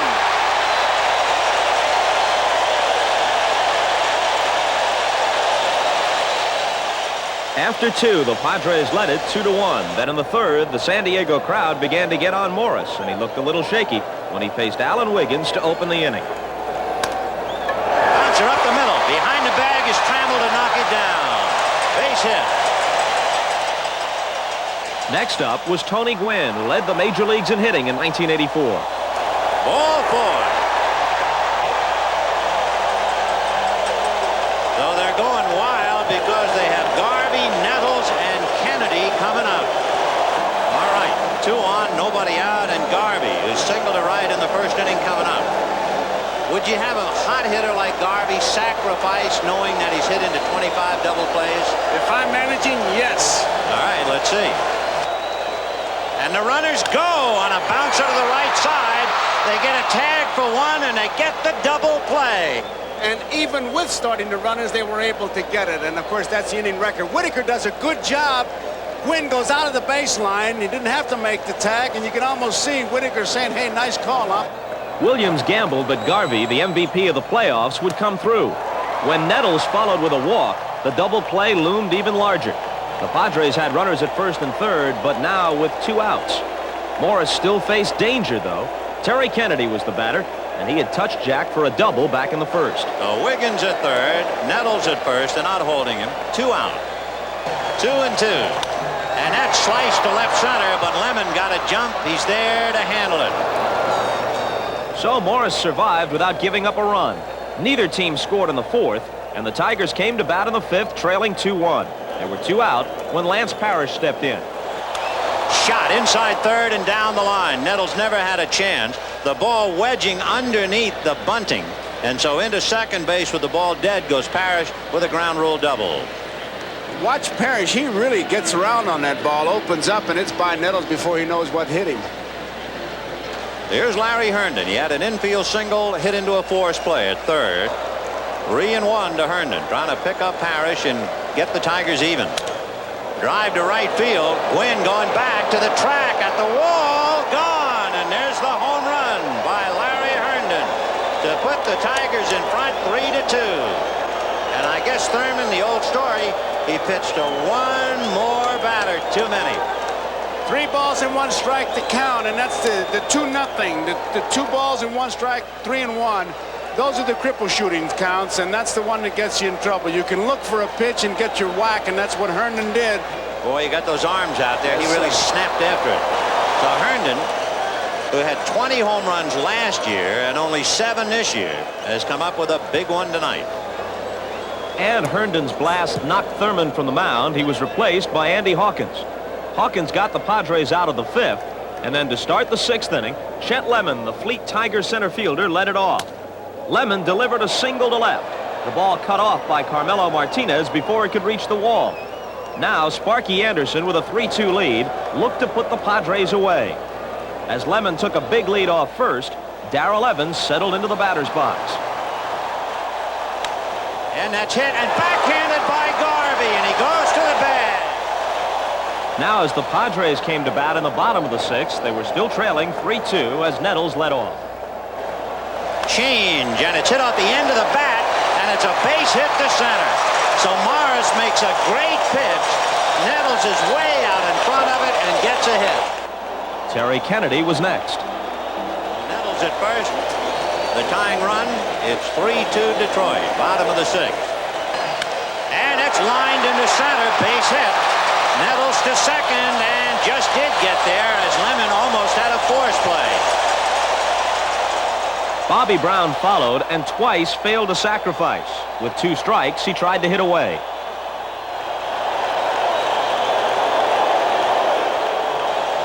Got him.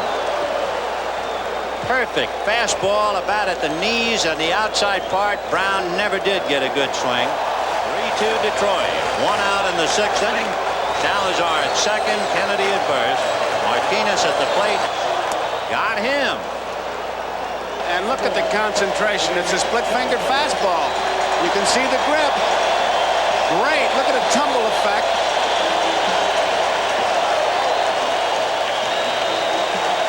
And so it's Gary Templeton who wears number 1 on his back.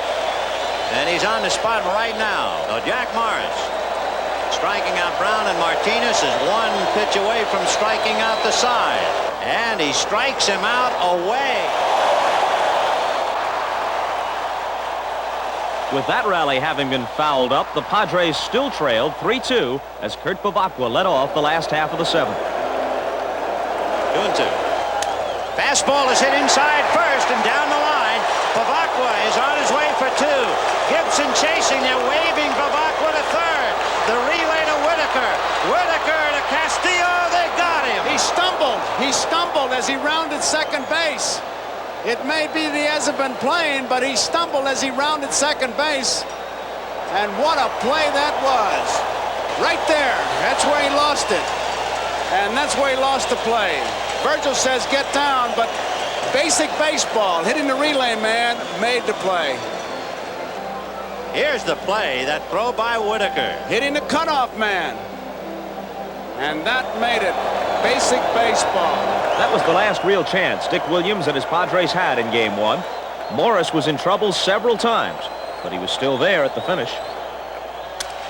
Little ground ball to first. This ought to do it. Bergman to the bag, and the lights go out on Game 1 in San Diego. Jack Morris goes all the way. Retires the last 6 in a row. He was threatened. The Padres had him on the ropes, and he had the ability to get off the ropes, and they couldn't put him away. And the Game 1 final, the Tigers 3, the Padres 2.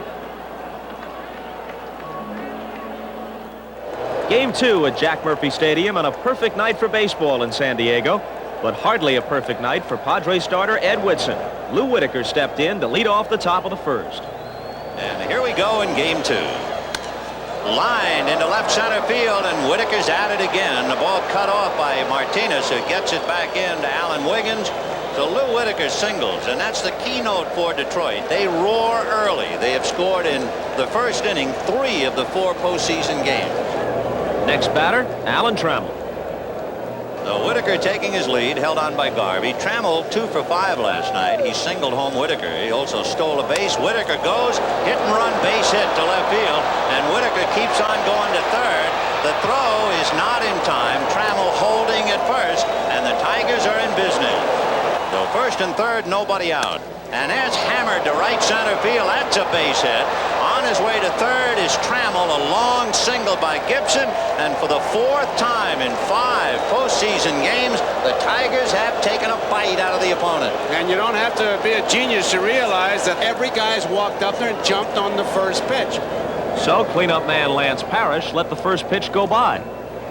There goes Gibson, off-speed pitch. He stole it without a play.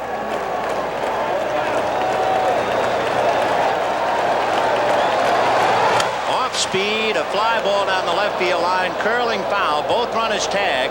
In the bullpen, it's caught by Martinez, and both men move up and make it. So Trammell in, Gibson to third, and then it is 2-0 Detroit. And now it's Darrell Evans' turn. Change, a little looper. Templeton going out and can't get it. In comes Gibson, and before the chairs are warm, it's 3-0 Detroit. As Dick Williams considered when to pull Whitson, Johnny Grubb stepped in. There goes Evans, and a hit-and-run ground ball in the hole, and it's going to go into left field. So Evans will go to third, and the hit parade continues. So Evans was going, and Grubb found a hole. That was all Williams needed to see. He yanked Whitson, and in came Andy Hawkins, who had worked in Game 1, giving up just 1 hit in 2 2/3 innings. As for Whitson, he left trailing 3-0 after throwing just 11 pitches. A 14-game winner during the regular season, and now this. Hawkins shut the door on the Tigers, and Dan Petrie took a 3-0 lead to the mound in the last of the first. Alan Wiggins led off. Drag bunt by the mound, and Wiggins beats it out.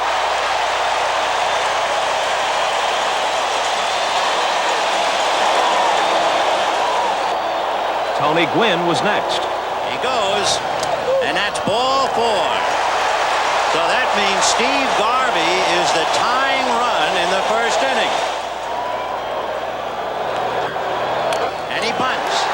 And Petrie has to go to first. So the Padres are in business. Greg Nettles coming up. At 40, Nettles is still a long ball threat, but he got under this one.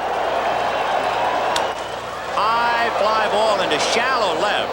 Coming up is Rupert Jones, tagging is Wiggin, and on the throw to the plate, going to third goes Gwynn. Good speed. A good throw. Took a little bit of time getting rid of it. Watch the play at the plate. Parrish thinks he has him blocked, but right there goes his foot. The Padres settled for 1 in the first, but still hope had been reborn among the fans at Jack Murphy Stadium. Andy Hawkins shut the Tigers down through the 4th. That takes care of Trammell, and they're trying to build up a little momentum, a little comeback momentum in San Diego. In the bottom of the 4th, trailing 3-1, the Padres led it off with Kurt Bavacqua, whose stumble on the base paths had been such a pivotal play in Game 1. There's a base hit into left field.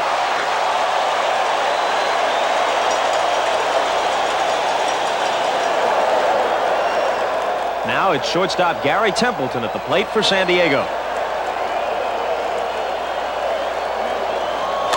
Ground ball into right field. Bavacqua takes a look and keeps on going. Gibson's throw is cut off. If they let it go through, the tying run's in scoring position. So they cut it off. At the crack of the bat, Bavacqua headed for third, determined not to repeat his Game 1 misadventure. This time he made sure he didn't let the wheels come flying off, and he goes into a half gainer. He looks like Greg Louganis here. Now Bobby Brown comes up. Off speed, hit slowly to short. Trammell will shuttle to Whitaker, and that's all. And scoring is Bavacqua. 3-2 Detroit. And the San Diego fans sense their team is back in the ball game. Trying to keep it close, 24-year-old Andy Hawkins turns in a marvelous performance on the mound. Hawkins had been in and out all year long, working both as a starter and out of the bullpen. But he pitched shutout ball against Detroit for the 2nd day in a row. 1-2. Fastball punched him out. That's 13 in a row. A brilliant performance by Hawkins, who hollers, "Let's go."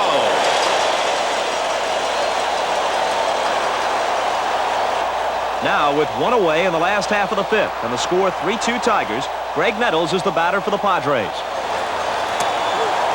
So he's aboard with 1 out. And again, the Padres have a tying run aboard. And the batter is Terry Kennedy. 2-1. Fastball, a one-hopper, bad hop. And everybody's safe. Nettles stopping at second. I mean, it eats him up. If you're looking for a major league bad hop, if it stays down double play, and it took about a 90-calorie bite right out of Whitaker. 2 on, 1 out, designated hitter Kurt Bavacqua at the plate. He hit only .200 with just 1 home run during the regular season.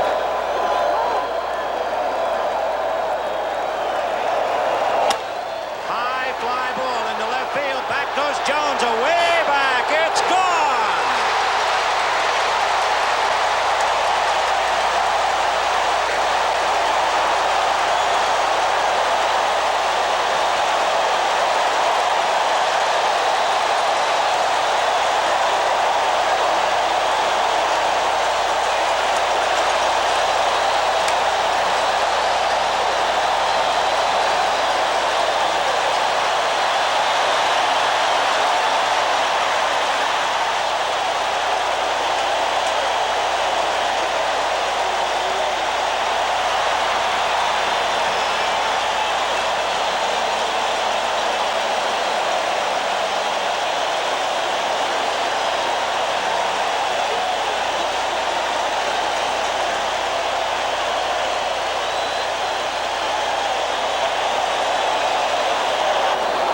The dramatic 3-run home run by Kurt Bavacqua has turned it around, and Sparky knows full well that the Padres are a very tough club.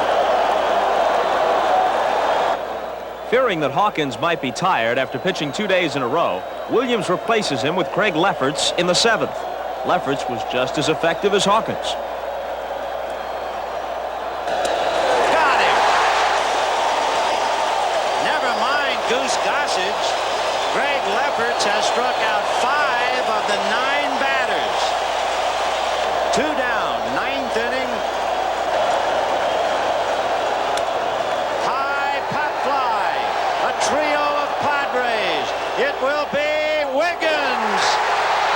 So game 2 was a turnaround. The final, the Padres 5 and the Tigers 3, evening the series at 1 as they head for Detroit. The Padres were kind enough to allow our cameras and microphones into their dugout. So eavesdrop along with us the sights and sounds of game 2. Game 2 ended early for a shell-shocked Ed Whitson, knocked from the mound by 3 Tiger runs in the top of the first. But with 9 turns at bat left, Dick Williams' Padres had only begun to plot and scheme. Bottom of the first, Wiggins aboard, Gwynn draws a walk. First and second, nobody out, and the tying run comes to the plate in the person of Steve Garvey, who's been swinging a hot postseason bat. Now, maybe Steve can drop a bunt down here. Never can tell what'll happen here. Now, Garvey's a good bunter, but usually for a hit. He was credited with only 1 sacrifice bunt all season. They say if you want to lay one down, you go ahead. Yeah. Okay? The skipper. If you want to lay one down, you're not sacrificing, but if you want to lay one down, it's fine. With third baseman Darrell Evans playing deep, Williams thinks Garvey might be able to beat one out. But Steve's bunt goes to the right side. Pitcher Dan Petrie throws him out. A successful sacrifice with Wiggins moving to third and Gwynn to second. But it's not exactly what Williams had in mind. That wasn't the type of bunt I wanted. I wanted to try. I wasn't wanting to sacrifice. I wanted to try to drop one. He's way back. Yeah. In the dugout, Garvey is congratulated by teammates and questioned by his skipper. Steve, were you trying to push it out that way? Yeah. Okay, because he's way back at third, and I... He's way back at first, but he's slow, so... There's your slow man, your guy at third. That's all right, good try. We moved 2 up. Let's get these 2 in. We're on our way. Instead, the Padres settle for 1 on a Greg Nettles sacrifice fly. But in the 4th, they threaten again. Kurt Bavacqua aboard with one of his 3 base hits, and Gary Templeton at the plate facing Tiger right-hander Dan Petrie. Templeton finds the hole on the right side, and Bavacqua heads for third. Unlike game 1, he makes it this time with a headlong dive. But he comes up hurting a bit, confiding in third base coach Ozzie Virgil that he might have pulled a muscle. Pulled a muscle. You did? Where? Your leg? Your leg? Huh? It's all right. Well, you make sure now. A little bit. You sure? Yeah. You sure you're all right? Just don't say anything. If it bothers me, I'll tell you. Don't worry. Okay. After all, this is the World Series, and a journeyman like Bavacqua had no intention of leaving the lineup. He scored on a ground out to make it 3-2 Detroit. And then in the 5th, greater glory awaited. Get it done, Kurt. Right man, right spot. Out of here. Get out of here. Yeah. All right. As Dick Williams said, the right man in the right spot. Now the scene shifts to Detroit for Game 3, from the modern architecture of Jack Murphy Stadium to tradition-filled Tiger Stadium. Here, Detroit's fans are expected to pump the Tigers up. But Milt Wilcox runs into some trouble in the top half of the first. Leadoff man Alan Wiggins crosses up the Tiger defense, which was drawn in to prevent a bunt. That's hit fair, over third and down the line. Over to get it is Herndon, and he doesn't come up with it. And into second base goes Alan Wiggins. Dick Williams hoping to see his ball club get out in front for the first time. Wilcox retired the next 2 before walking Greg Nettles. Now it's Terry Kennedy up. 2 on, 2 out, and the Padres have a chance to break in front. Wiggins and Nettles taking their leads. Off speed, roll down to Whitaker. Nice easy hop, and that's that.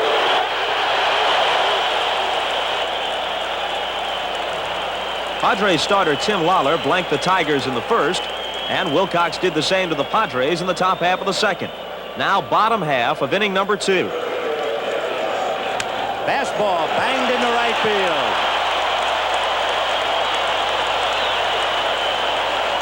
The Lemon Gets a base hit against a left-hander, and the batter is Darrell Evans. 1 ball, 1 strike. In the dirt, to the screen. Lemon to second. Kennedy picks it up, and Lemon will hold. 2-1. High drive to center, but Bobby Brown is right there. Lemon tagging. Brown for the catch. Lemon to third, and the throw not in time. That brings up third baseman Marty Castillo, the number 9 batter in the Tiger lineup. Sparky Anderson watching Lemon come down the line from third. 1-2. Fastball. High drive. Goodbye.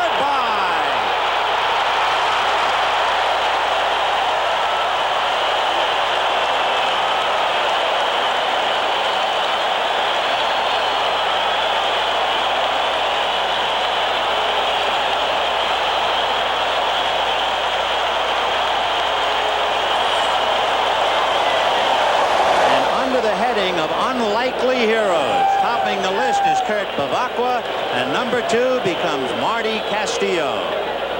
Lemon was at third. He's watching it, and he sees it's gone.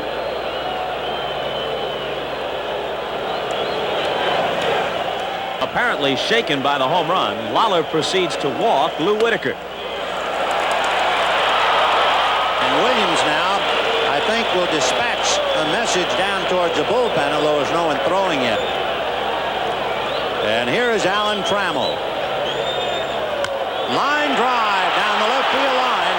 Whitaker is on his way to third, and the ball doesn't come back to Martinez. Whitaker to the plate. Templeton's throw.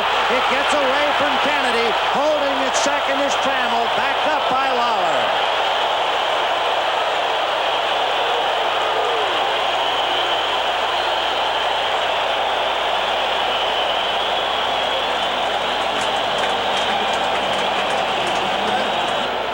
Was going to make it, but by sliding, he upends Kennedy and the ball gets by him, and it could have been another base for Trammell. It didn't get by far enough because Lawler was backing it up. The batter is Kirk Gibson, and there's ball 4. So with Lawler in very hot water, Lance Parrish came to bat with 2 on and a chance to break the game wide open. 3-1 to Parrish. Larry Herndon on deck. 3-0 Detroit in the second inning. Ground ball smothered by Nettles. The bases are loaded. And that's it. Here comes Dick Williams.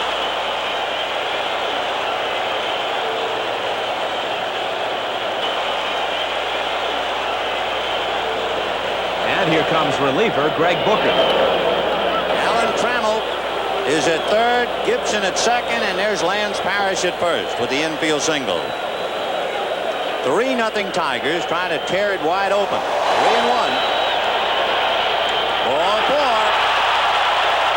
And they all move up 90 feet.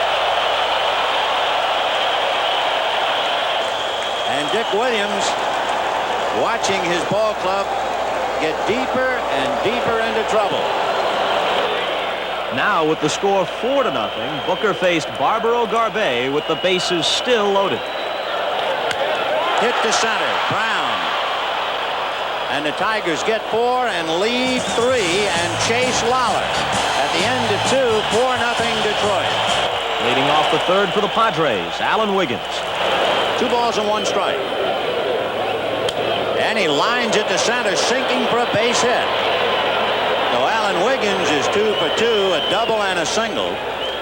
Tony Gwynn. Gwynn led the league, hitting .351. 1-1.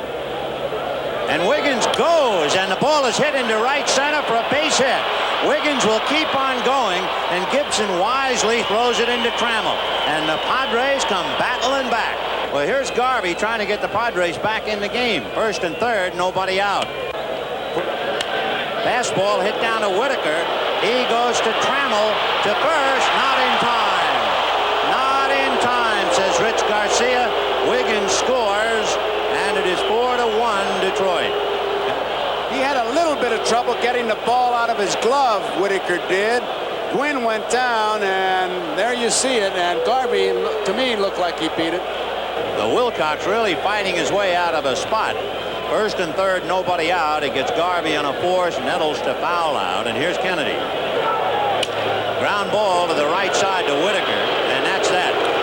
So what looked like it might have been a big inning, the Padres are fortunate to get one. The bottom of the third was a San Diego nightmare. Booker got 2 outs, but gave up 2 walks, and now faced Alan Trammell. And here's Trammell with a 3-0 count. And he walks. 8 walks given up by San Diego pitchers. Up to that point in the series, the Padres' relief pitchers had been close to perfect, but Booker's wildness forced Williams to go to his bullpen for Greg Harris. The first batter Harris faced was Kirk Gibson. Breaking ball in the dirt. Kennedy can't find it, and everybody moves up 90 feet. The ball hit Gibson, and the bases remain loaded. So the big curve hits Gibson on the, I believe, on the foot. Watch it. Right there. Gibson picks up an RBI, and here is Lance Parrish. Line into left center field, and Bobby Brown has it. Though the Tigers wind up with 1 and leave 3 without getting a base hit. It is 5-1 Detroit at the end of 3. Now, leading off the 4th inning for San Diego is the hot-hitting DH Kurt Bavacqua, whose home run made him the hero of Game 2. Hard ground ball, base hit for Bavacqua.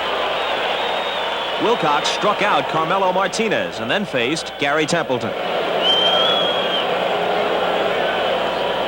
Little nubber up along third. Tough play. Barehanded by Castillo. No throw. And wisely made. And you have first and second, 1 out. And Bobby Brown the batter. 2-2 to Brown. Chopper to third. Right at the bag. Knocked down by Castillo. He falls. Scrambles. Got him. Brown not trying to pull the ball. Almost had himself a base hit, but Castillo really dogged that ball and just barely got it. Again, the Padres came up empty. It was a long night, figuratively, for San Diego, and a long night, literally, for everybody. It took 2 hours and 15 minutes just to play the first 5 innings. In the 7th, Bill Shearer replaced the tiring Milt Wilcox for the Tigers and had some problems. Off his glove, and that's going to take Whitaker out of the play. Yes, and aboard is Gwynn with a base hit. Steve Garvey, just 1 for 10 in the series at this point, is next. Lines it to left. Herndon coming over, and it's off his glove. Gwynn is going to keep on going to third, and he's in there. Into second goes Garvey, and the Padres are in business. So second and third, and 1 out. Nettles and Kennedy, both left-handers, coming up against Shearer. High fly ball that's deep enough to get Gwynn home. Tagging up is Garvey. Lemon for the catch, and they're both trying to move over, and Garvey just made it. Why he didn't slide, I'll never know. Well, that's cutting it close. Very close. Down was Virgil, and Castillo had his hand on his hip like he said, well, no play. Well, there's a play for Willie Hernandez, all right. He comes in with a runner at third and 2 out. 5-2 in favor of Detroit. Hernandez faces Terry Kennedy, who had hit Willie well when the pitcher was in the National League. A drive to center. Lemon was shallow. It's over his head, and it's behind him, and he caught it anyway.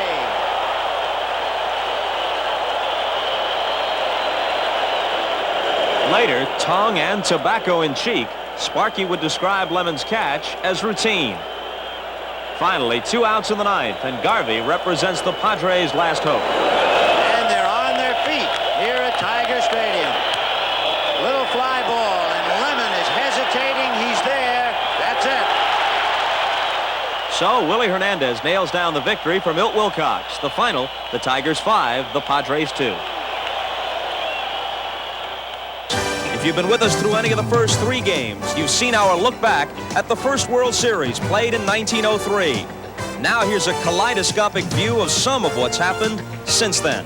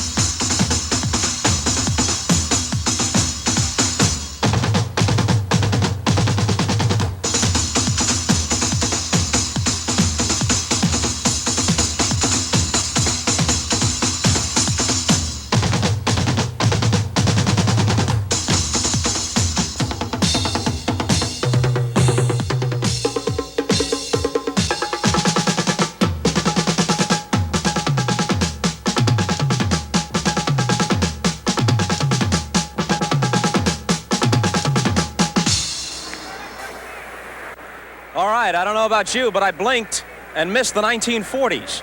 Now back to the present. Game 4 of the series. Tigers in front 2-1.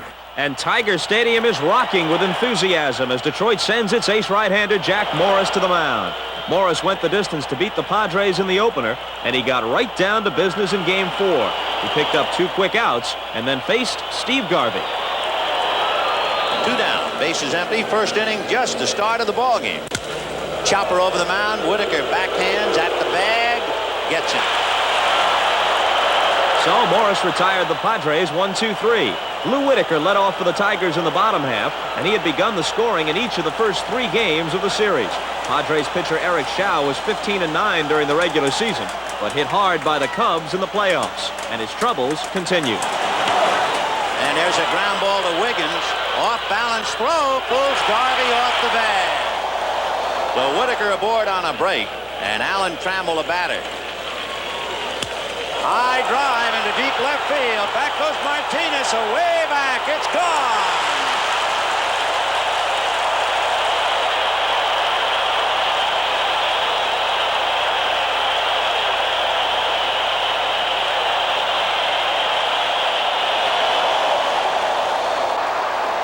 And again, the Tigers take a bite out of you in the first inning.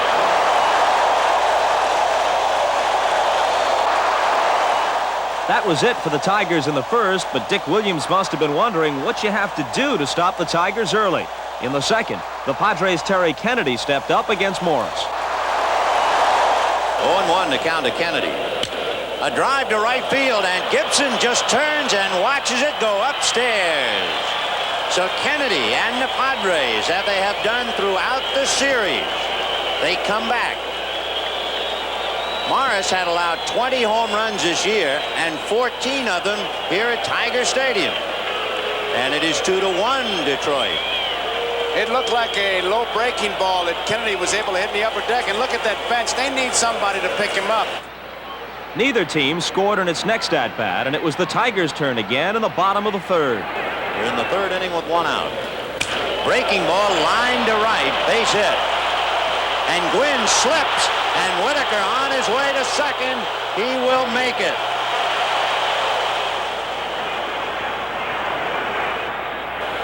And the batter, Trammell, and of course Allen hit 1 out.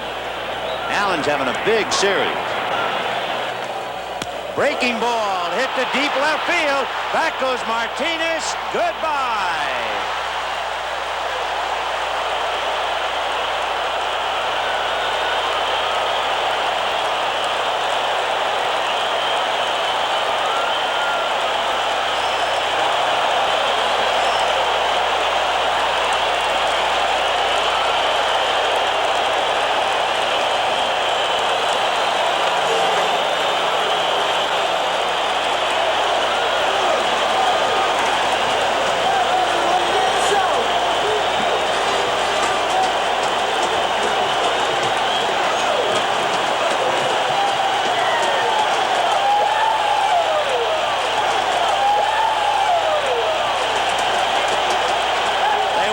Take a curtain call.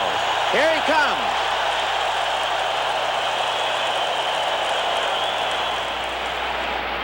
Meanwhile, Morris had allowed the Padres only 3 hits through 5 innings of work. In the last half of the 5th, Whitaker again led off for the Tigers. And on deck, Alan Trammell, as Whitaker is aboard for the 3rd time, and he's going for 2. So, as he did throughout the series and, in fact, throughout the season, Whitaker sets the stage for Trammell, who homered in each of his first 2 appearances against starter Eric Shaw.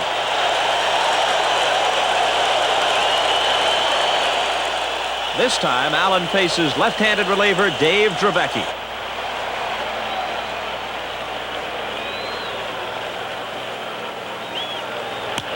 Line into left for only a single. And here comes Whitaker, and then he holds up, and Martinez throws it in. A very cautious Gramis, and Whitaker, with nobody out in the inning, deciding not to draw a throw from Martinez. So now there were 2 men on, and it was up to Kirk Gibson to bring them in. He doesn't go, and down goes Gibson. And I guess the thinking was He's so tough to double up because of his speed. Why gamble? Boy, he's hot. But you got to figure the way they've been running, thinking of Kennedy throwing back there, that you'd stay away from it. But hey, all kinds of little wars going on. A thoroughly frustrated and angry Kirk Gibson goes snarling back into the dugout. And the next batter is Lance Parrish. 2-1 to Lance Parrish. Busted bat and a one-hopper, and they can go to the plate. And Kennedy tags out a sliding Whitaker, who got it up around the jaw. Watch this now. Watch the bat. Look at the ball coming in the bat. He doesn't know what to do. He's ducking both. You don't think that's distracting? And Whitaker looking back to see what's happening, and he's an easy out. And as for Morris, well, he just kept rolling along. 7th inning, the batter, Bavacqua. 0-2. And another one to get him looking. He sent up a balloon to strike him out. 13 in a row, retired by Jack Morris. And at the end of 6 1/2, the Tigers have the Padres by the neck, 4-1. It's the 9th, and as the Padres contemplate the prospect of going down 3-1, confident Tiger fans begin their celebration. It might be a little premature for the series, but it certainly would appear to be appropriate at this stage with 1 out in the 9th inning. Hit to left and hooking, and that will go for the base hit, banging off the fence. Garvey's going to go for 2. Herndon's throw to Whitaker. He is in there. Garvey moves to 3rd on an infield out, and now with 2 down, Morris has to get Kennedy to finish the game. The Tigers are 1 out away from going 3-1, and they're up.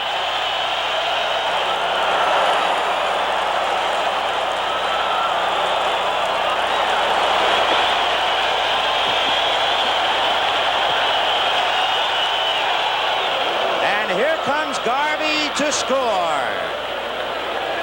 He simply overthrew that when he was going for the strikeout, and he overthrew it. It cost him a run.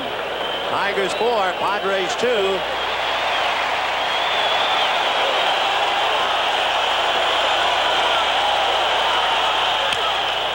Line to right at Gibson. The Tigers win it 4-2. The heroes are Trammell with his 2 home runs and Morris with his 2nd complete game of the series. Now game 5 with the Tigers looking to finish it up in front of their home fans. Detroit puts its faith in Dan Petrie, the loser of game 2 at San Diego.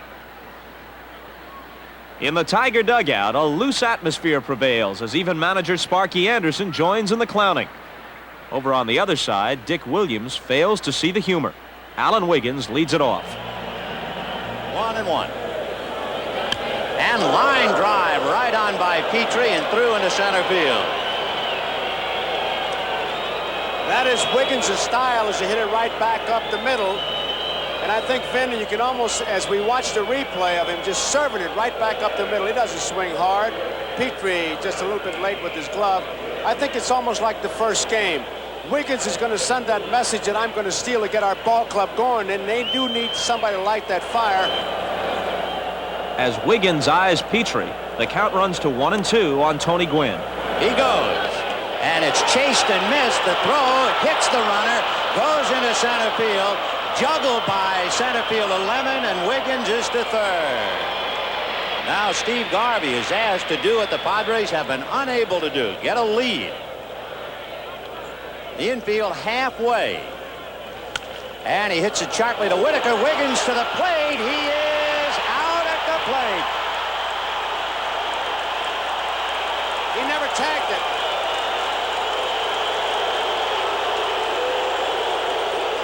He never tagged the plate. Watch it. Parrish has got it blocked. He slides past the plate. He never tagged the plate. He never tagged him. And Parrish knew it, so he went back to get it. Dick Williams argued, but just a little and very civilly. The Padres failed to score in the inning, and so San Diego starter Mark Thurman took the mound in the bottom of the 1st to face, who else? Lou Whitaker. Line to right field, and here we go again. Alan Trammell forced Whitaker at 2nd, bringing up Kirk Gibson. And there it goes for Michigan State and all of Tigerdom.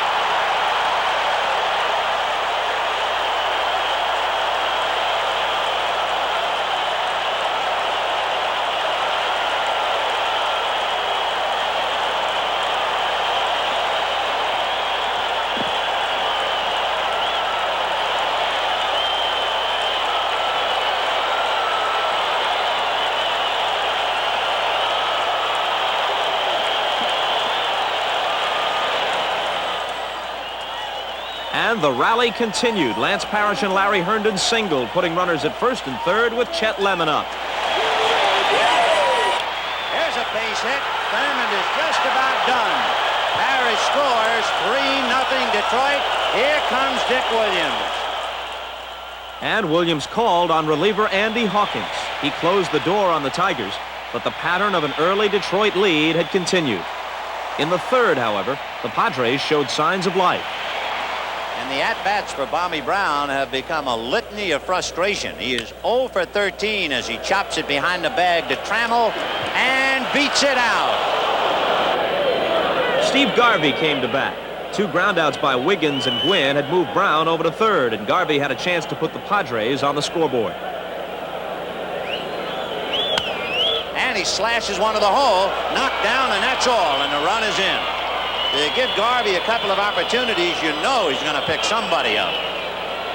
It's a base hit, an RBI, and it's Tigers 3, Padres 1.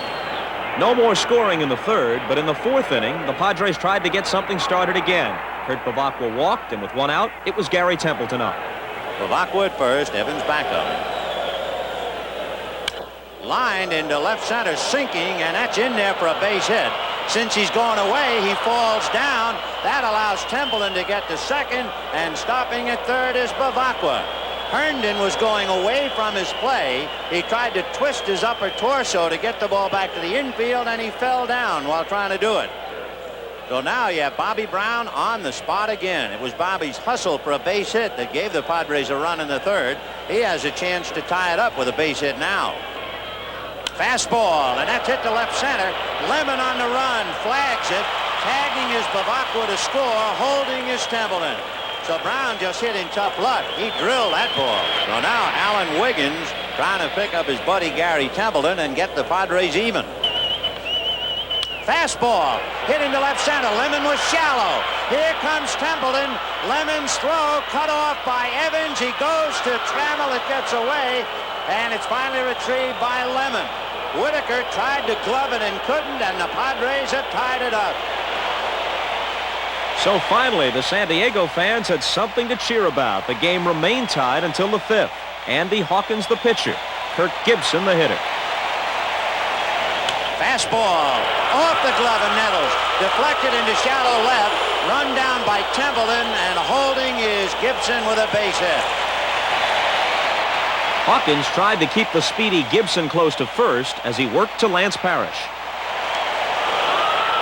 High drive into left field. Martinez on the grass, on the track, makes the catch. Gibson tags, going to second. He's in there. Hawkins then walked Larry Herndon, and Williams brought in left-hander Craig Lefferts to pitch to Chet Lemon. But Lefferts then proceeded to walk Lemon. And so Sparky Anderson went to his bench, sending up Rusty Kuntz to pinch hit for DH Johnny Grubb. Kuntz went after the first pitch. High pop fly. Out goes Wiggins. Makes the catch, and coming to the plate and scoring is Gibson. I can't believe that Wiggins caught that ball. I don't know why Quinn didn't run him off the play. Quinn is coming into the play. He had an easy play if he comes in and catches it. Unless he lost the ball. Wiggins was going away from home. Gwynn was coming into the play. Now watch Gwynn. There you see how close they are. You know what? He lost it. I'll tell you why he did. When the ball was halfway to right field, he stuck his hands out. It was as if, I don't know where it is. I really feel that Tony Gwynn lost the ball after I saw his gesture. Moving ahead to the bottom of the sixth, and Gary Templeton makes one of the series' fine defensive plays on a ball hit by Trammell. Line drive off the glove of Nettles. He should have caught it. The throw to Garvey got him anyway. Another great throw by Gary Chamberlain. Nettles has it, and it spins away, and there's Johnny on the spot.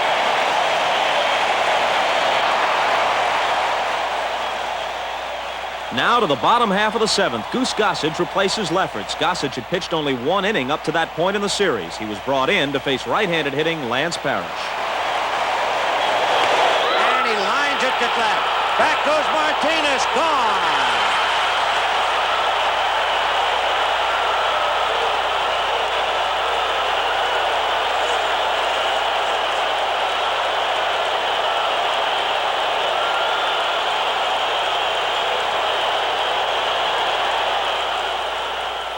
So now it's 5-3 Detroit. Before Gossage came in, Craig Lefferts had been throwing very well. Does Dick Williams regret calling on the Goose? We go to the top half of the eighth inning, and it's time for Sparky Anderson to call on his ace, Willie Hernandez. Kurt Bavacqua steps in against him.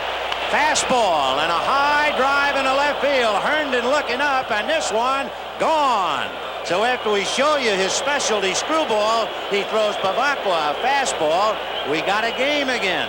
Tigers 5, Padres 4.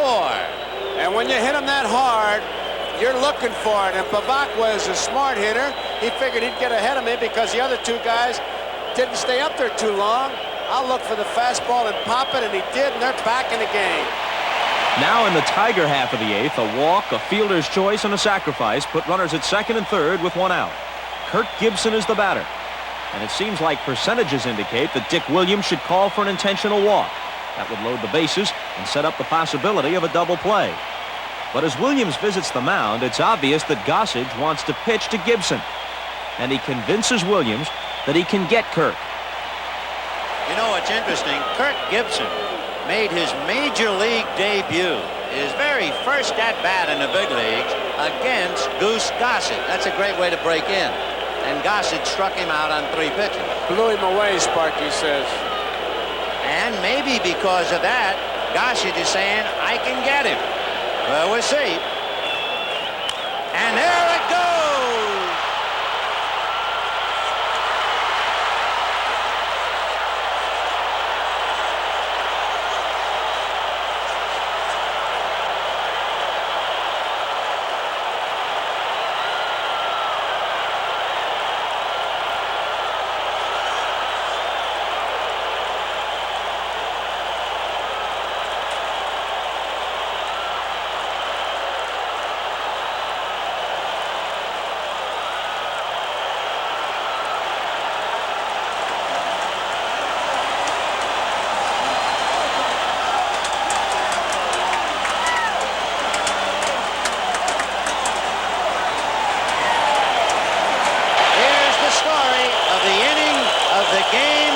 The series of the year.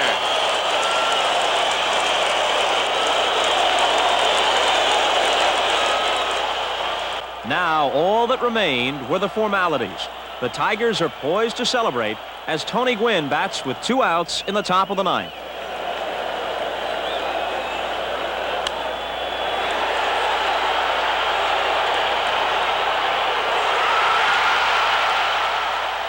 Larry Herndon clutches Gwynn's drive, and the Detroit Tigers become the 1984 World Champions. They win the 5th game 8-4 and take the World Series convincingly over the Padres 4-1. It is baseball's answer to New Year's Eve in Times Square. This one, vintage 1984. Tiger Stadium in Detroit, home of the world champion Detroit Tigers. And with that, let's go to the champions locker room and to Bob Costas. Let's turn now to Sparky Anderson. 104 victories in the regular season, Sparky. You add on the postseason, you lost only 1. The composite is 111-59. Bobby, I don't care about none of that. The only thing I care is the public could see, to me, one of the most class teams and people that I've ever been around. The young man that won the most valuable player, I say it, I don't care what nobody said. He's the best player in baseball. We fell that way. That's what we're going to say. He deserves everything. And when Alan speaks, he speaks for this team. I'll see you later. Sparky will be back. I think there's a phone call waiting for him eventually. We'll turn to Alan Trammell, 9 for 20, including a couple of homers, the MVP. Well, thank you, Bob. I'll tell you what, I wish we could divide it up between all of us. I know that Jack was very deserving, Kirk Gibson. It's just one of these things that everybody's been contributing for our ball club. I just happen to have a good series, but it's divided among all of us, that's for sure. Alan, yesterday's ball game, that had to be the thrill of a lifetime. The 2 two-run homers, the 4 RBIs. There's no question, but this is even special right here. This is what it's all about. We're going to get that ring. This is the most important day of my life. I'm going to celebrate. In the rain at Tiger Stadium, one of the brightest moments in Tiger history as they defeat the Padres 8-4 and become the world champions of 1984. For Joe Garagiola, this has been Scully, wishing you a very pleasant good evening. Come to think of it, have a great year.